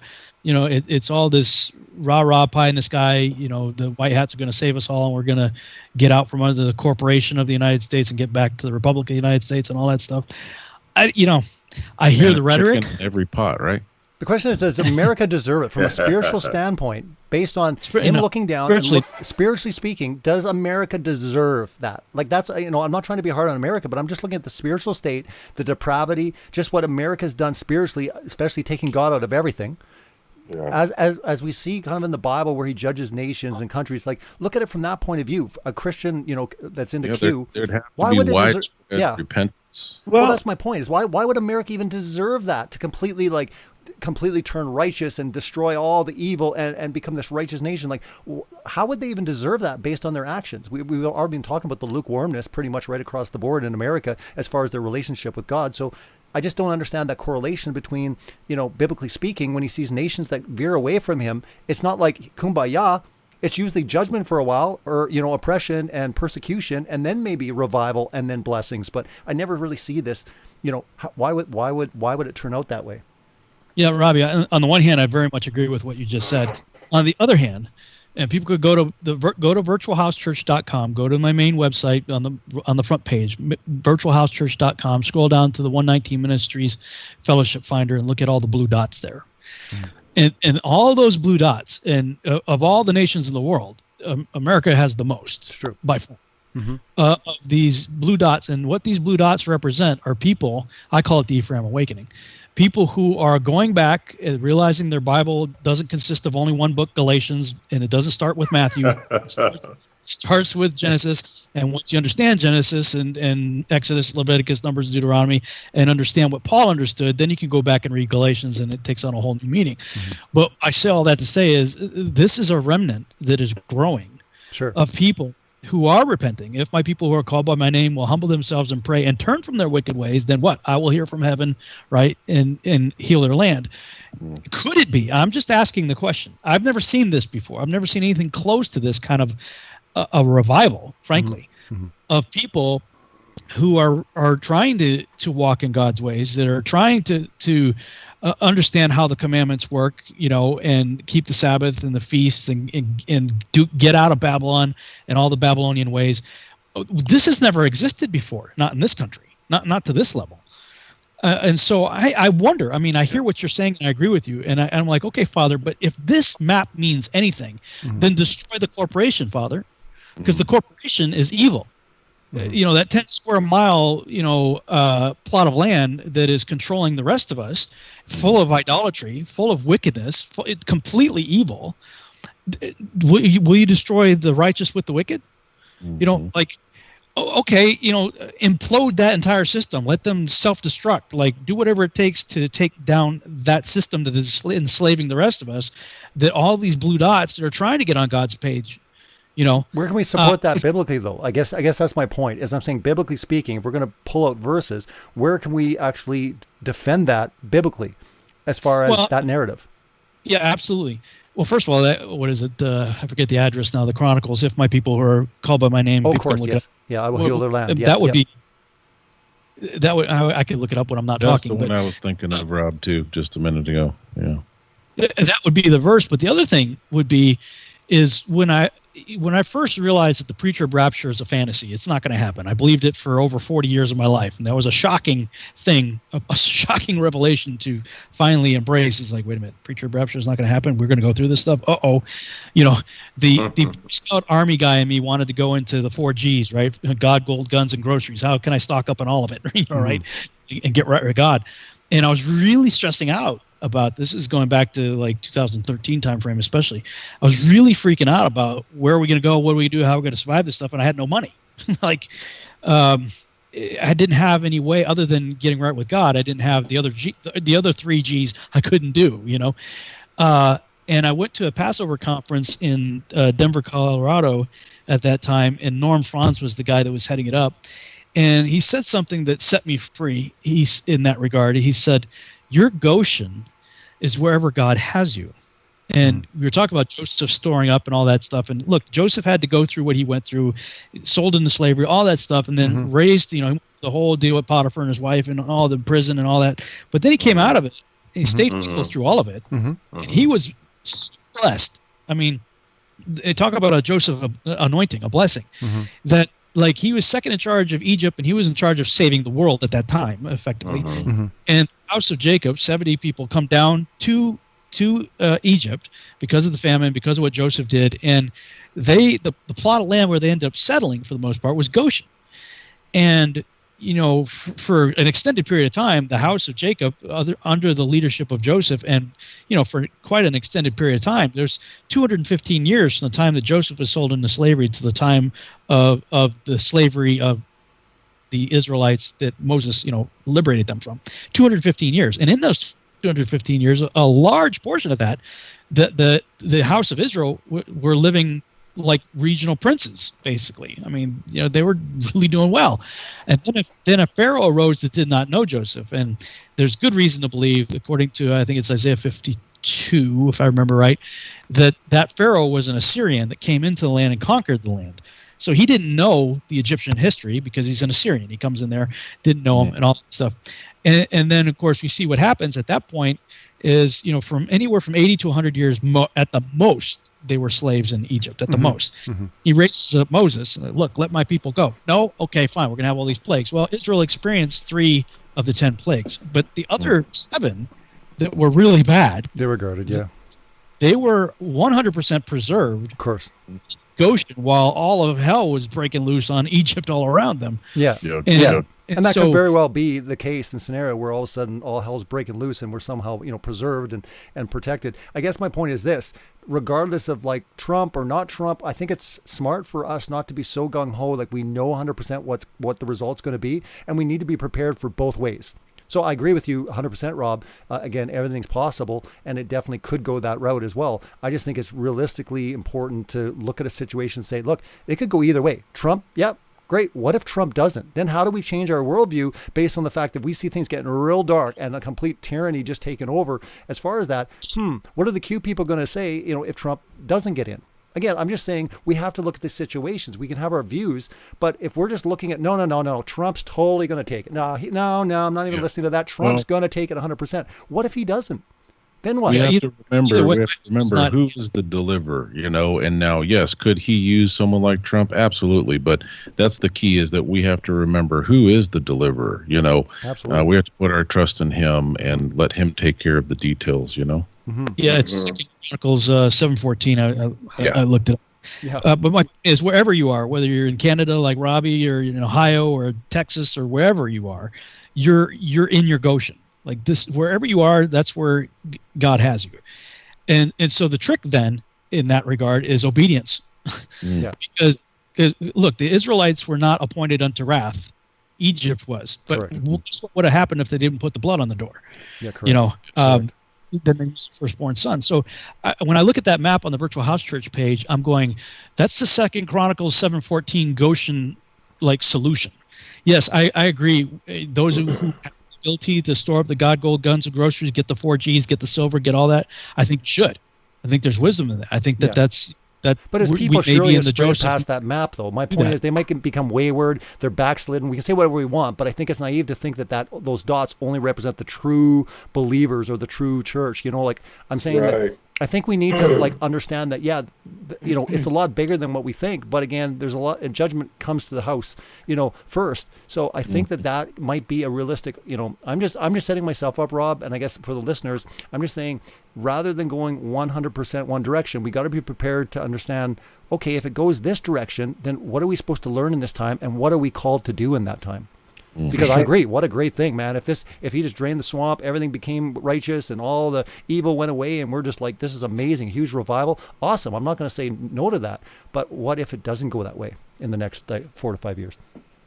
Well, hey guys, I have a great question for that, which is, in regards of the Goshen, all of those things, what is your guys' take?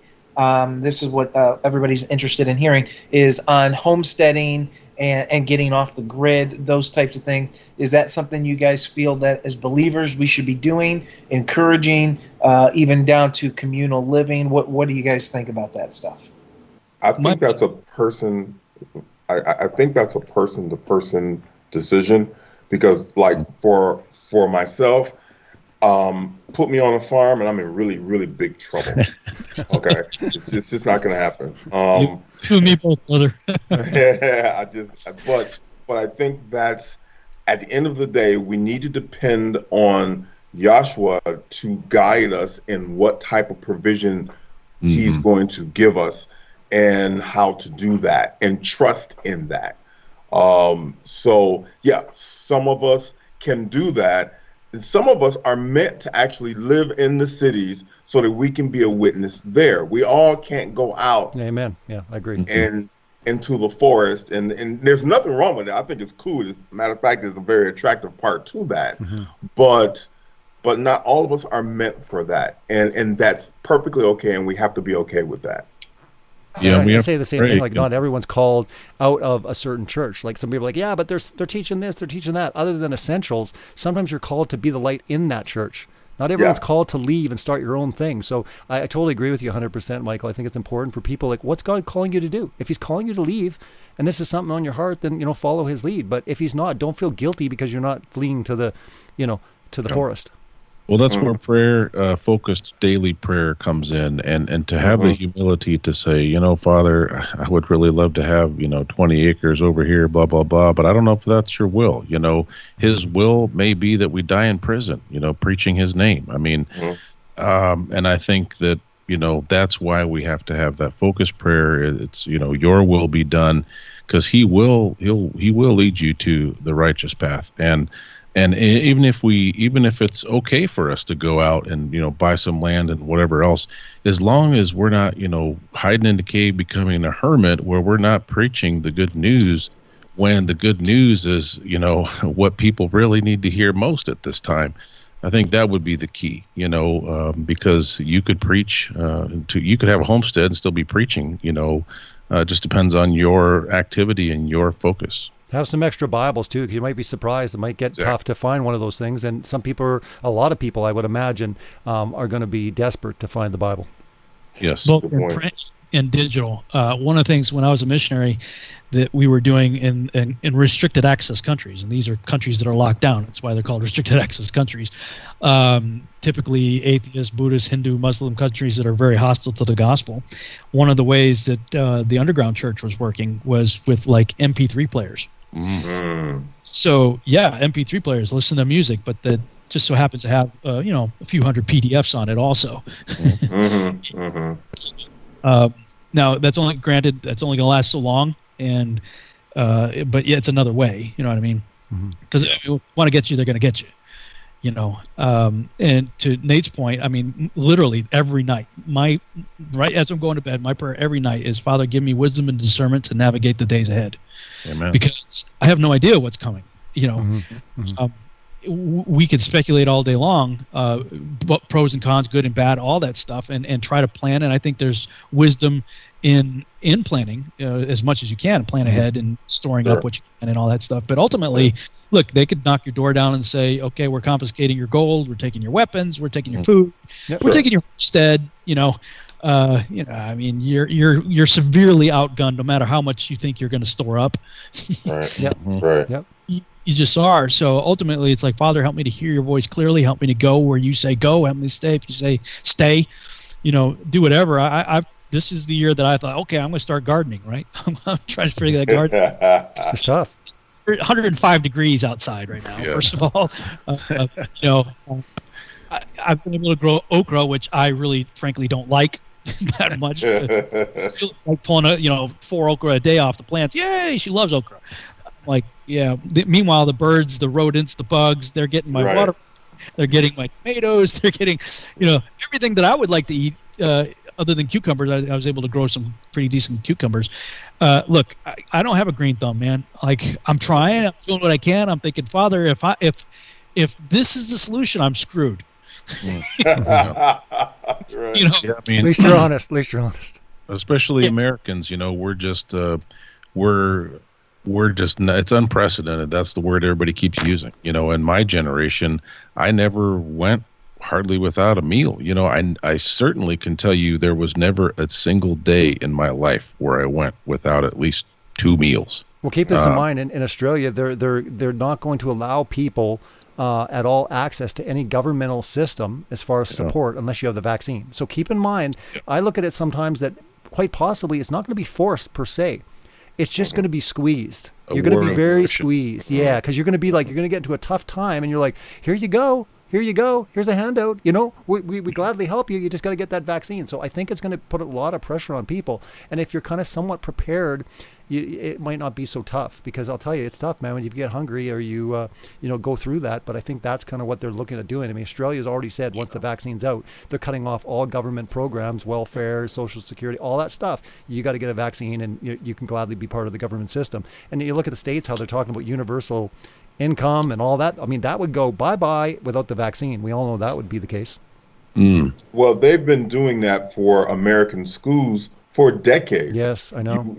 You cannot be a student in an American school unless you've had your up-to-date vaccinations. Yep. So that would just be another step. Oh, 100%. Yeah, they've talked about that as well, too. I think that's a given. I think we all can agree that going to public school, children, the thing of the past, if you thought you were in a state where you could kind of get by with religious exemptions, those are all going away. I mean, your child will not be able to go to school. Homeschooling is about to go through the roof. Oh, yeah. Sure. Yeah.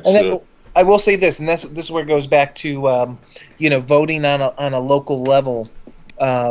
Is so important. Here in Ohio, we still have all 3 exemptions, which are religious, which are philosophical, as well as medical. We still have those.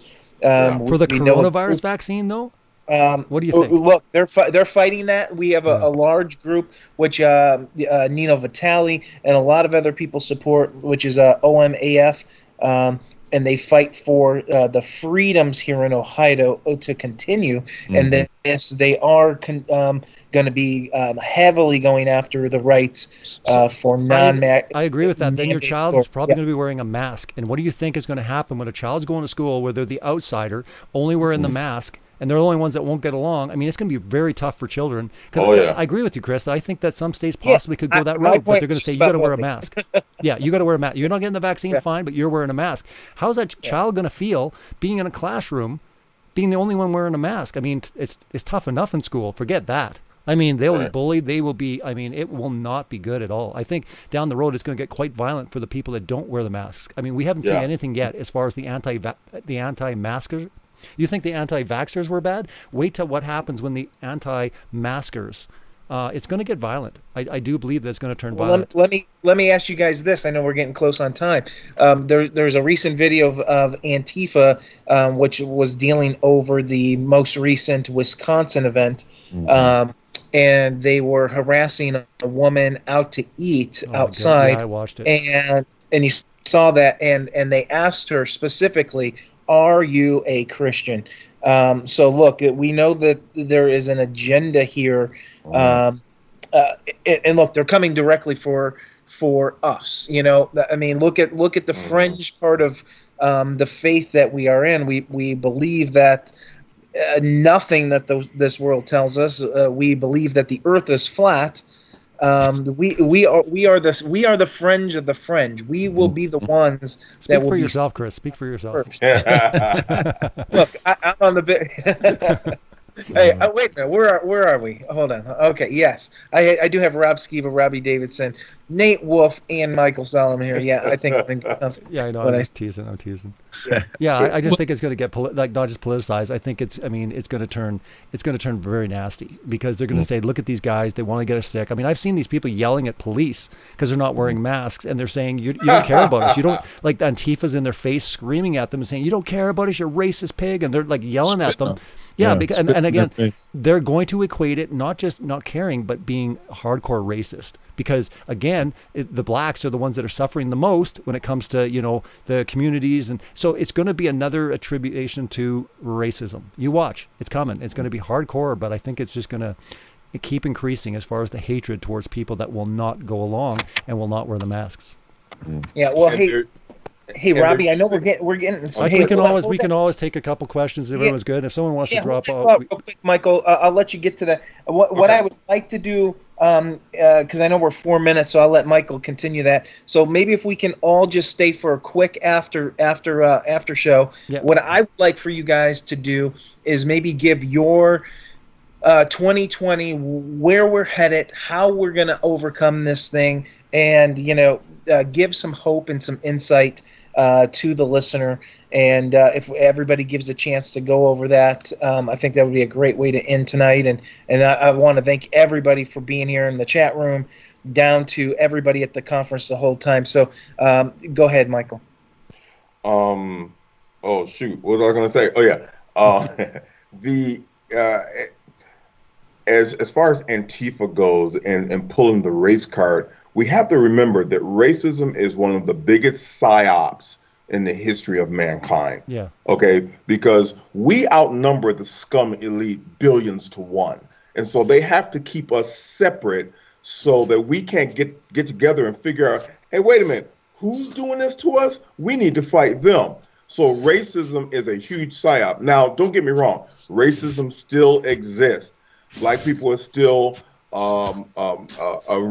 reduced and marginalized along with American Indians and so forth and so on. But Black Lives Matter has nothing to do with black people, okay? They're simply using that as a vehicle to cause chaos and anarchy. They are a useless, violent organization that needs to be stamped out immediately. And any black person that goes for them is a fool. Created by a bunch of lesbians, 3 lesbians. A bunch of lesbians. Yeah. Read their About Us page. Oh, I know. That tells you the whole thing. They want to destroy the nuclear family. I mean, it's right on their page. They want to destroy the traditional nuclear family. Yep. And I keep seeing these black pastors going for them and stuff. These idiots. They do no study, no research, no nothing. And so they're using racism, the psyop of racism, to simply keep us apart. That's all they're doing. Yeah, definitely.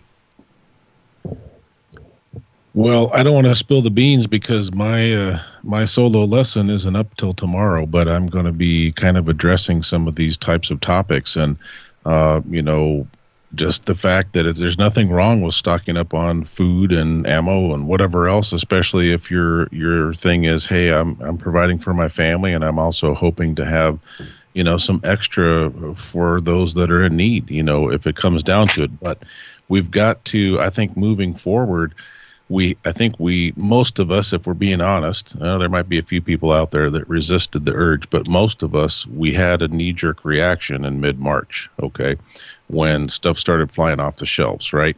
I'll be the first to say, yeah, I made a couple extra trips, got a family of 6 here. And but within this last month or so, I really reflected on that, and not to say that we should, stop providing and stocking up on certain things, but I think we need to start. We need to get our head in the game spiritually, and that needs to be the most important thing moving forward. Amen. I know we are right at the top of that hour, so we're probably ready. We're off Revolution Radio. We're on the YouTube after show, so yeah, take your time. I mean, I totally 100% agree with Nate. That is whatever we've said or whatever we've gone through. It is so important to just be 100% on top. With your relationship with Him, asking for His direction, His wisdom, His strength in these times. And regardless, it doesn't matter how dark it gets. I mean, He's there. He's there, and He's going to protect us. He's going to provide for us, all of that. So what I'm saying is sometimes, you can be smart. You can go according to, what He's calling you to do. But ultimately, we really do need to be resting in Him more than ever. Things are going to get crazy, and we also have the Great Commission in these times. People are going to get very fearful and scared and uncertain. Things are going to get rough. We need to have that stability. We need to be the light. We need to be the salt. That is so incredibly important. That's why I look at whatever I'm saying is also, don't just look for yourself. Look that you'll be able to help others. And I'll tell you, when it comes down to when people are hungry or people are struggling, things are going on, and you've been in a position where you can help them. The gospel is incredibly powerful under those means. Well, I think this is a great chance. Hey, I want everybody back here 8 a.m. tomorrow.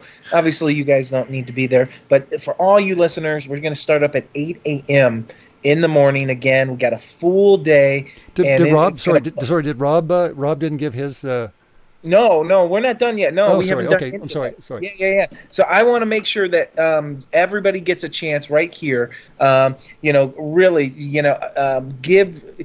almost think of it as your running for president speech, and this is your hope to all the listeners, all the people out there, what we can do, how we can overcome, and how we can unify together through the Messiah to not only reach this world, but to have that, spread that hope and that peace in these tough and difficult times. So whoever wants to start, you guys go for it. You can fight over it.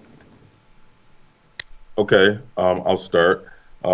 Well, first of all, if I were elected president, I would be assassinated the day after the inauguration. So that would be very bad for me. I do not have a political bone in my body. But my thing with this, Satan is having a power play. This entire mess that's going on with the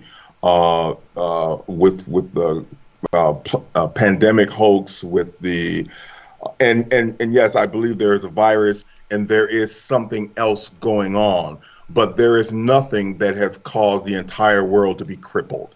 Okay, there's nothing filling the hospitals with the dead and the dying. So that's why I call it a hoax on that level. But with all of this going on, and with Antifa, Black Lives Matters, and the Floyd crap and all the rest of this stuff, this is all a power play of Satan. Okay, and since he's having his power play, we can have ours. Okay, the Holy Spirit can have his power play through us. And that's why we need to really take seriously Matthew 21 verses 21, 22, Mark 11, 22 to 24, which talks about having doubtless faith. Okay, and it really emphasizes doubtless faith, because with that kind of faith, we can show the world who is the true God, who is the true Lord, and who are his true people.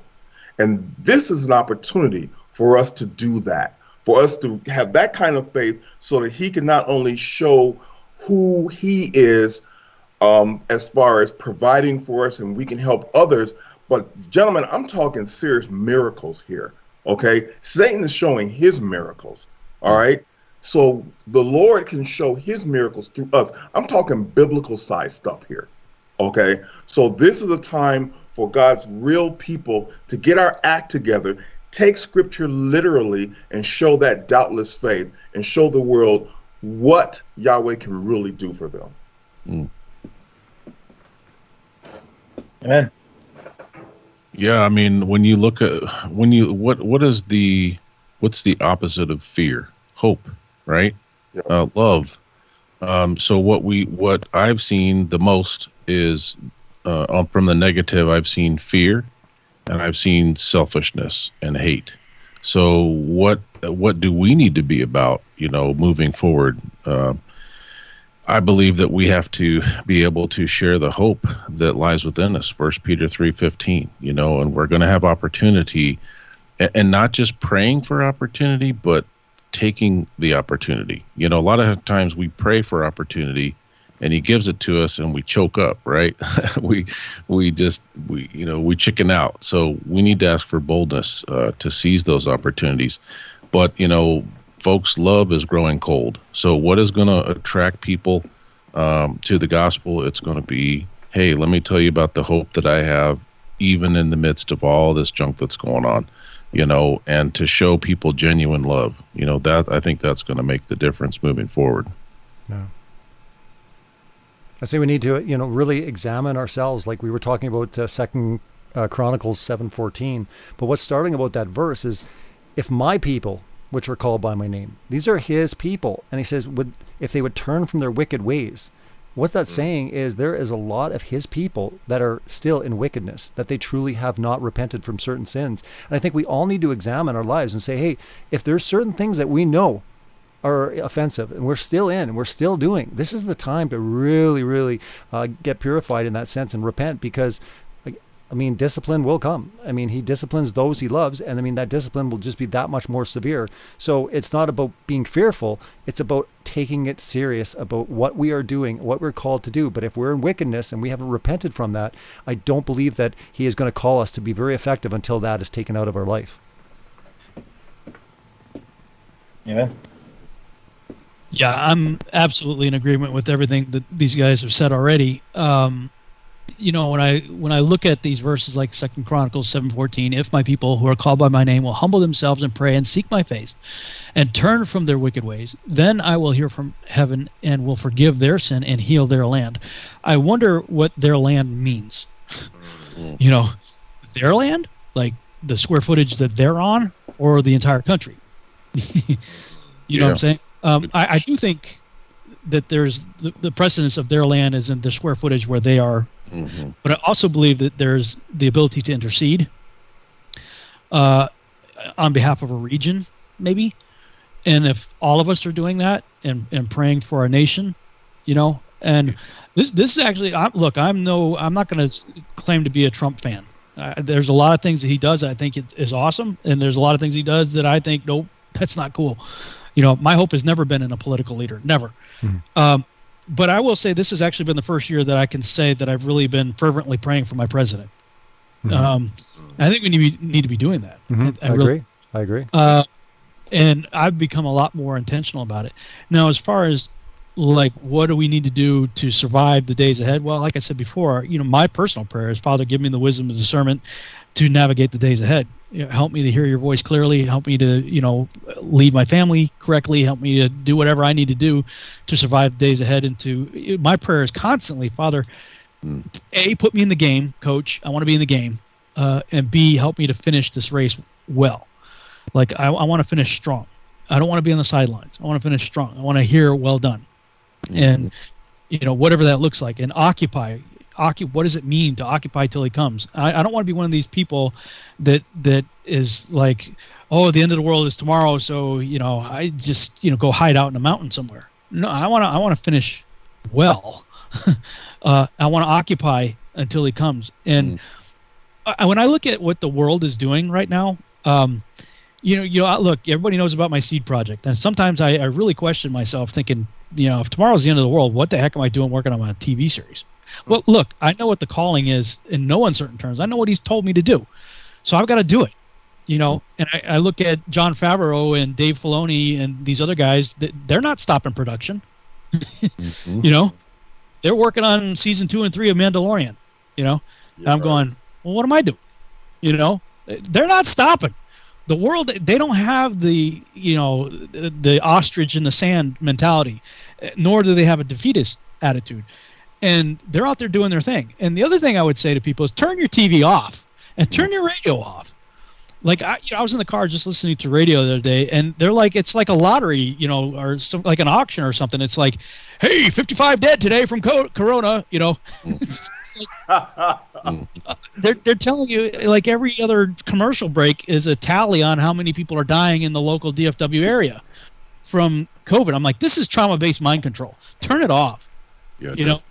And the TV is the same way. And I've been so much happier. Like, I'm aware of what's going on in the world, but I'm so much happier not watching it. You know, not watching the daily news. Because if you do that, and I got sucked into on social media all the evil that's taking place. You know, okay, there's the George Floyd thing. Okay, so we understand that. But then there's this family over here. This whole family's wiped out. Nobody's talking about that. And where's the funeral for this person? Where's the funeral for that? And I found myself, I'm not a prejudiced person at all, but I found myself getting very angry, you know, at what's happening. And that's what they want. That's exactly what they want. They want you to get into race baiting and to look at what's happening over here. I'm like, okay, I'm going to just put blinders on and not look at what's going on all around me except for what God has told me to do. I'm going to try to zero in on that.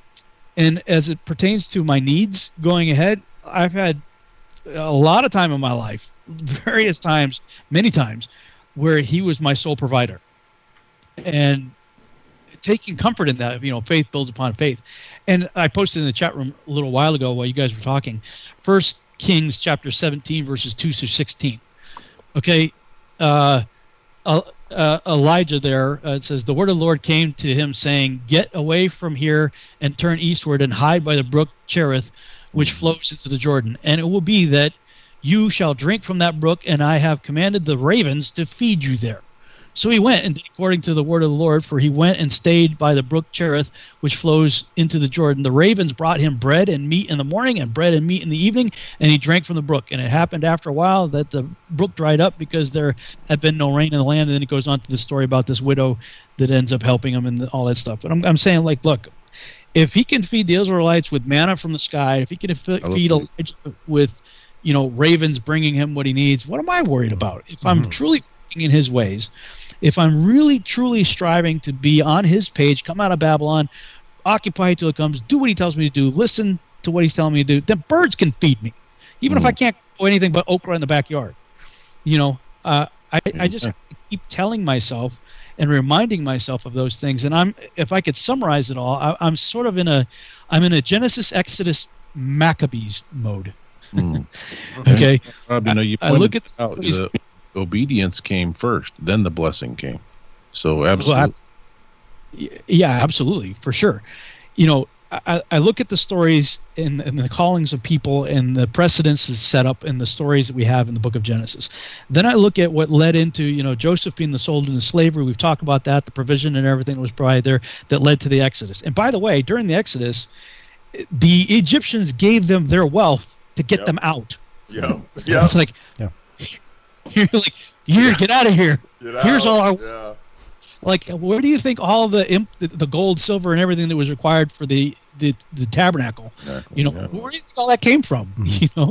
The wealth of the wicked stored up for the righteous. So I think that there's plenty of precedence in Scripture for all that. And if there's going to be a greater exodus, as Jeremiah 23, and look at Jeremiah 23, Jeremiah 30, Jeremiah 31, Ezekiel 37, the entire book of Hosea, Isaiah 65, 66. These are. What he's going to do is going to be amazing. So I want to be on his page. I want to be following him. Whatever I need can be provided by birds, can fall from the sky, or the wealth of the wicked can be stored up for me and passed on to me, if I'm on his page. And then there's the Maccabees side of it, and I would recommend people read the book, the first and second. It got to a point where like the Romans or the Seleucid Empire, I think it was, they're like, hey, check it out. These guys won't do anything on the Sabbath. Cool, let's wipe them all out. So people aren't doing anything because they feel like, well, I can't do anything on the Sabbath, so they're being slaughtered. And the Maccabees said, yeah, if we keep doing that, we're not going to survive. Not going to be a Sabbath. They started. Well, look, if God's on our side, we'll do okay. If He's not on our side, we did the wrong thing, we're going to get slaughtered anyway. What do we got to lose, right? So they decided to take a stand. And I think there's precedence for that too, frankly. America wouldn't be here if a bunch of people didn't take a stand, right? True. So, I guess I would summarize it by, getting on God's page as much as we possibly can. Look at that map on the Virtual House Church page. I think there's going to be something to that, frankly. And so, I think we have to be wise. We have to be ready in every way we can to do whatever we need to do, whatever He's called us to do. And in the meantime, occupy until He comes. So there's the spiritual side of it, and at the same time, what has God called you to do? I know I'm supposed to work on seed, so I'm going to work on seed. So that's sort of my take on the whole thing. Well, Chris, what about you? You answered the question. We'd like to hear from you. Yeah, sure. For those of you who know me, this may be a broken record, but I believe this wholeheartedly. When where we're at right now, 2020, it has been the sped up version of where we've been watching this for the last 15 years in the red pill truther community. In this, it's happening. We see it happening so quickly. And as we talked about, having unshakable faith, having all of these things, the things that we've, having no fear. and not fretting. These are such important things. But what is the message to us right now? I believe, truly, what is the patience or the endurance of the saints, us, whether this deals exactly with the end times or where we're at right now in our daily lives. And I believe that's Revelation 14:12. It says, here is the patience of the saints. Here they are that keep the commandments of God, not by the letter of the law, but by the spirit of the law, and through the faith of Jesus Christ, or the testimony of Jesus Christ. There are so many of us out there who are now wanting to walk in the commandments while we just hand off our faith in the Messiah. And there's so many of you out there, brothers and sisters in the faith, who have the faith and the testimony of Jesus Christ, who could care less about keeping the commandments of God. And I don't tell you keep them in this realm of like the Sadducees or the Pharisees, or do them legalistically. No, they are to be kept in the Spirit, not by the letter, but by the Spirit. This is how we protect ourselves. This is his plan of the endurance in the most difficult times of our faith when it hits in these end days. This is the blueprint of how each and every day we can survive, whether it's 2019 or the crap we've been given in 2020. This is it. To keep the commandments of God through the testimony of Jesus Christ. Let me be very clear. There are two types of people in this world. There are believers and there are unbelievers. And we want to bicker and fight amongst believers about every little detail about what this person believes, what this group believes. This is a flat earth group. That's not a flat earth group. Up there, Torah, you're not...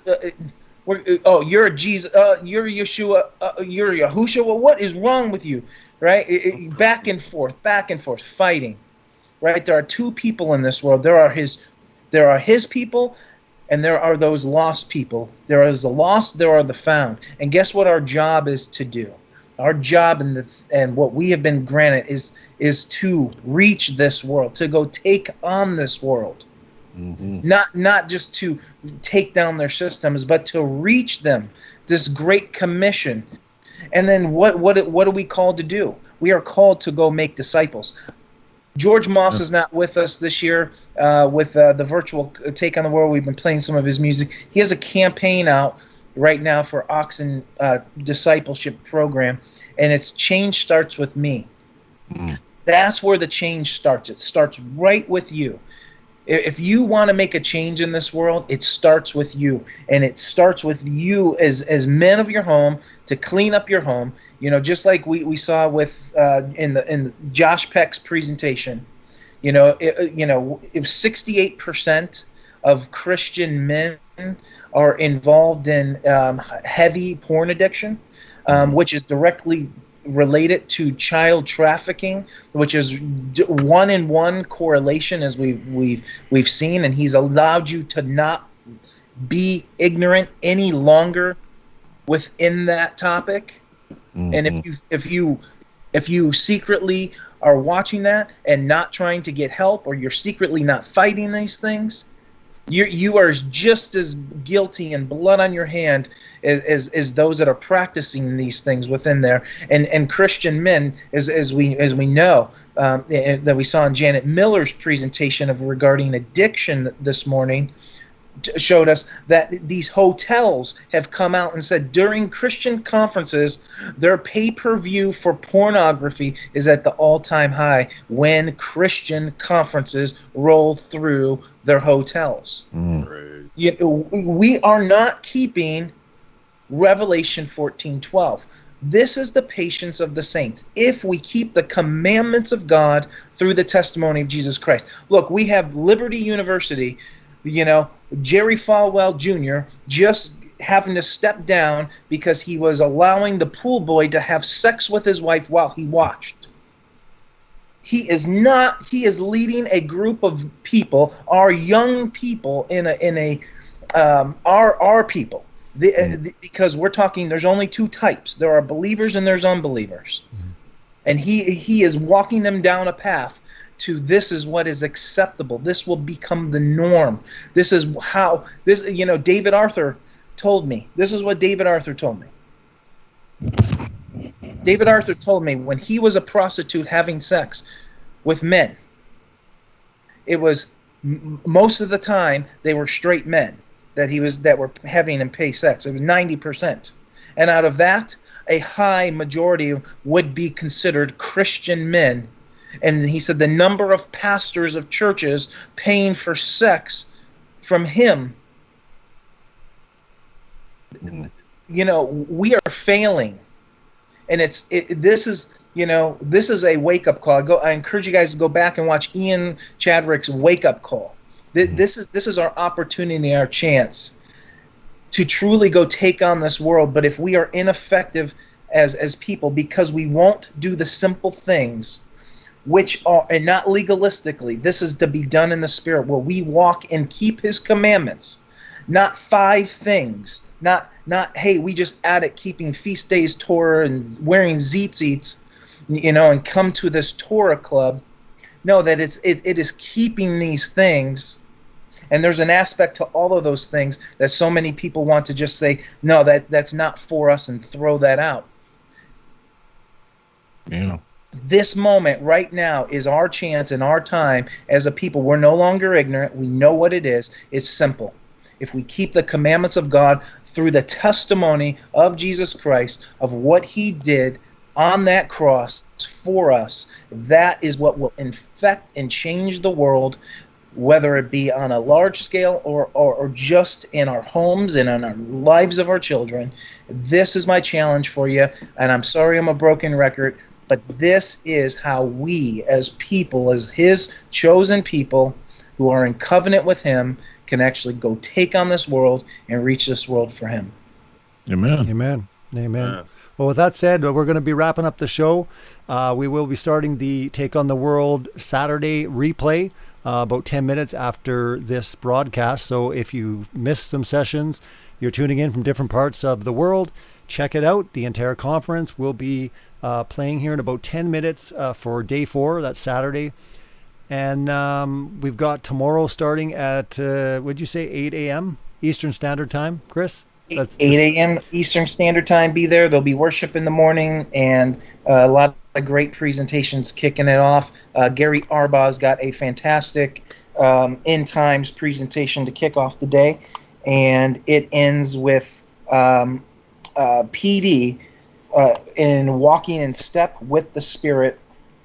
So many presentations happening tomorrow from Nate Wolf, Val Owens, Jake Grant, Jeremiah Dirt, Tom Dunn, Evangelina Baffy, Ty Lamb's second presentation, Henry Hahn, Michael Mize. It's going to be absolutely amazing. Just make sure you guys are there. And, I can't tell you one more thing, is if you can go out and support all the speakers who have made this year possible, go, purchase something from their stores, give them a donation.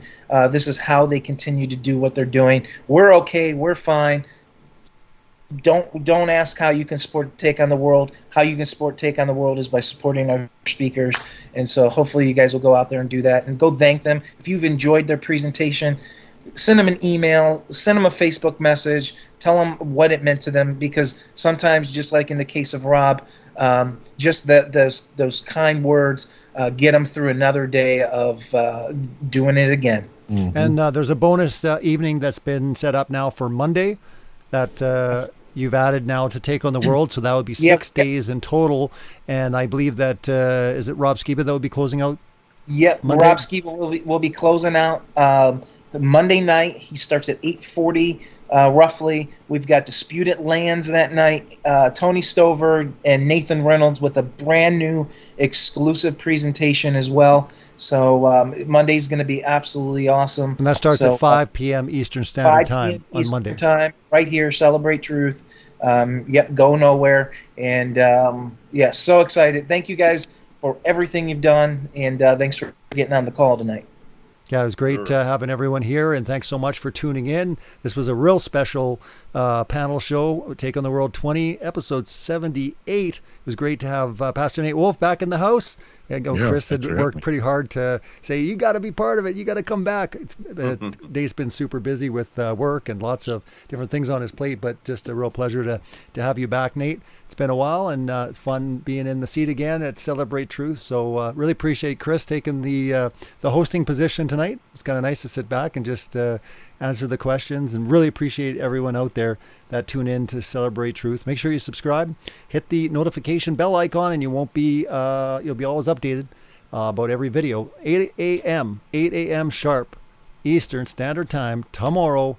We've got day 5 of Take on the World, and then Mondays it kicks off at 5 p.m. Eastern Standard Time. So we got 2 more days of amazing presentations. Thanks so much, gentlemen. Thanks for everyone tuning in. Have a good night. Blessings all. Good night, everyone. Good night. Good night. Take care. And we're off.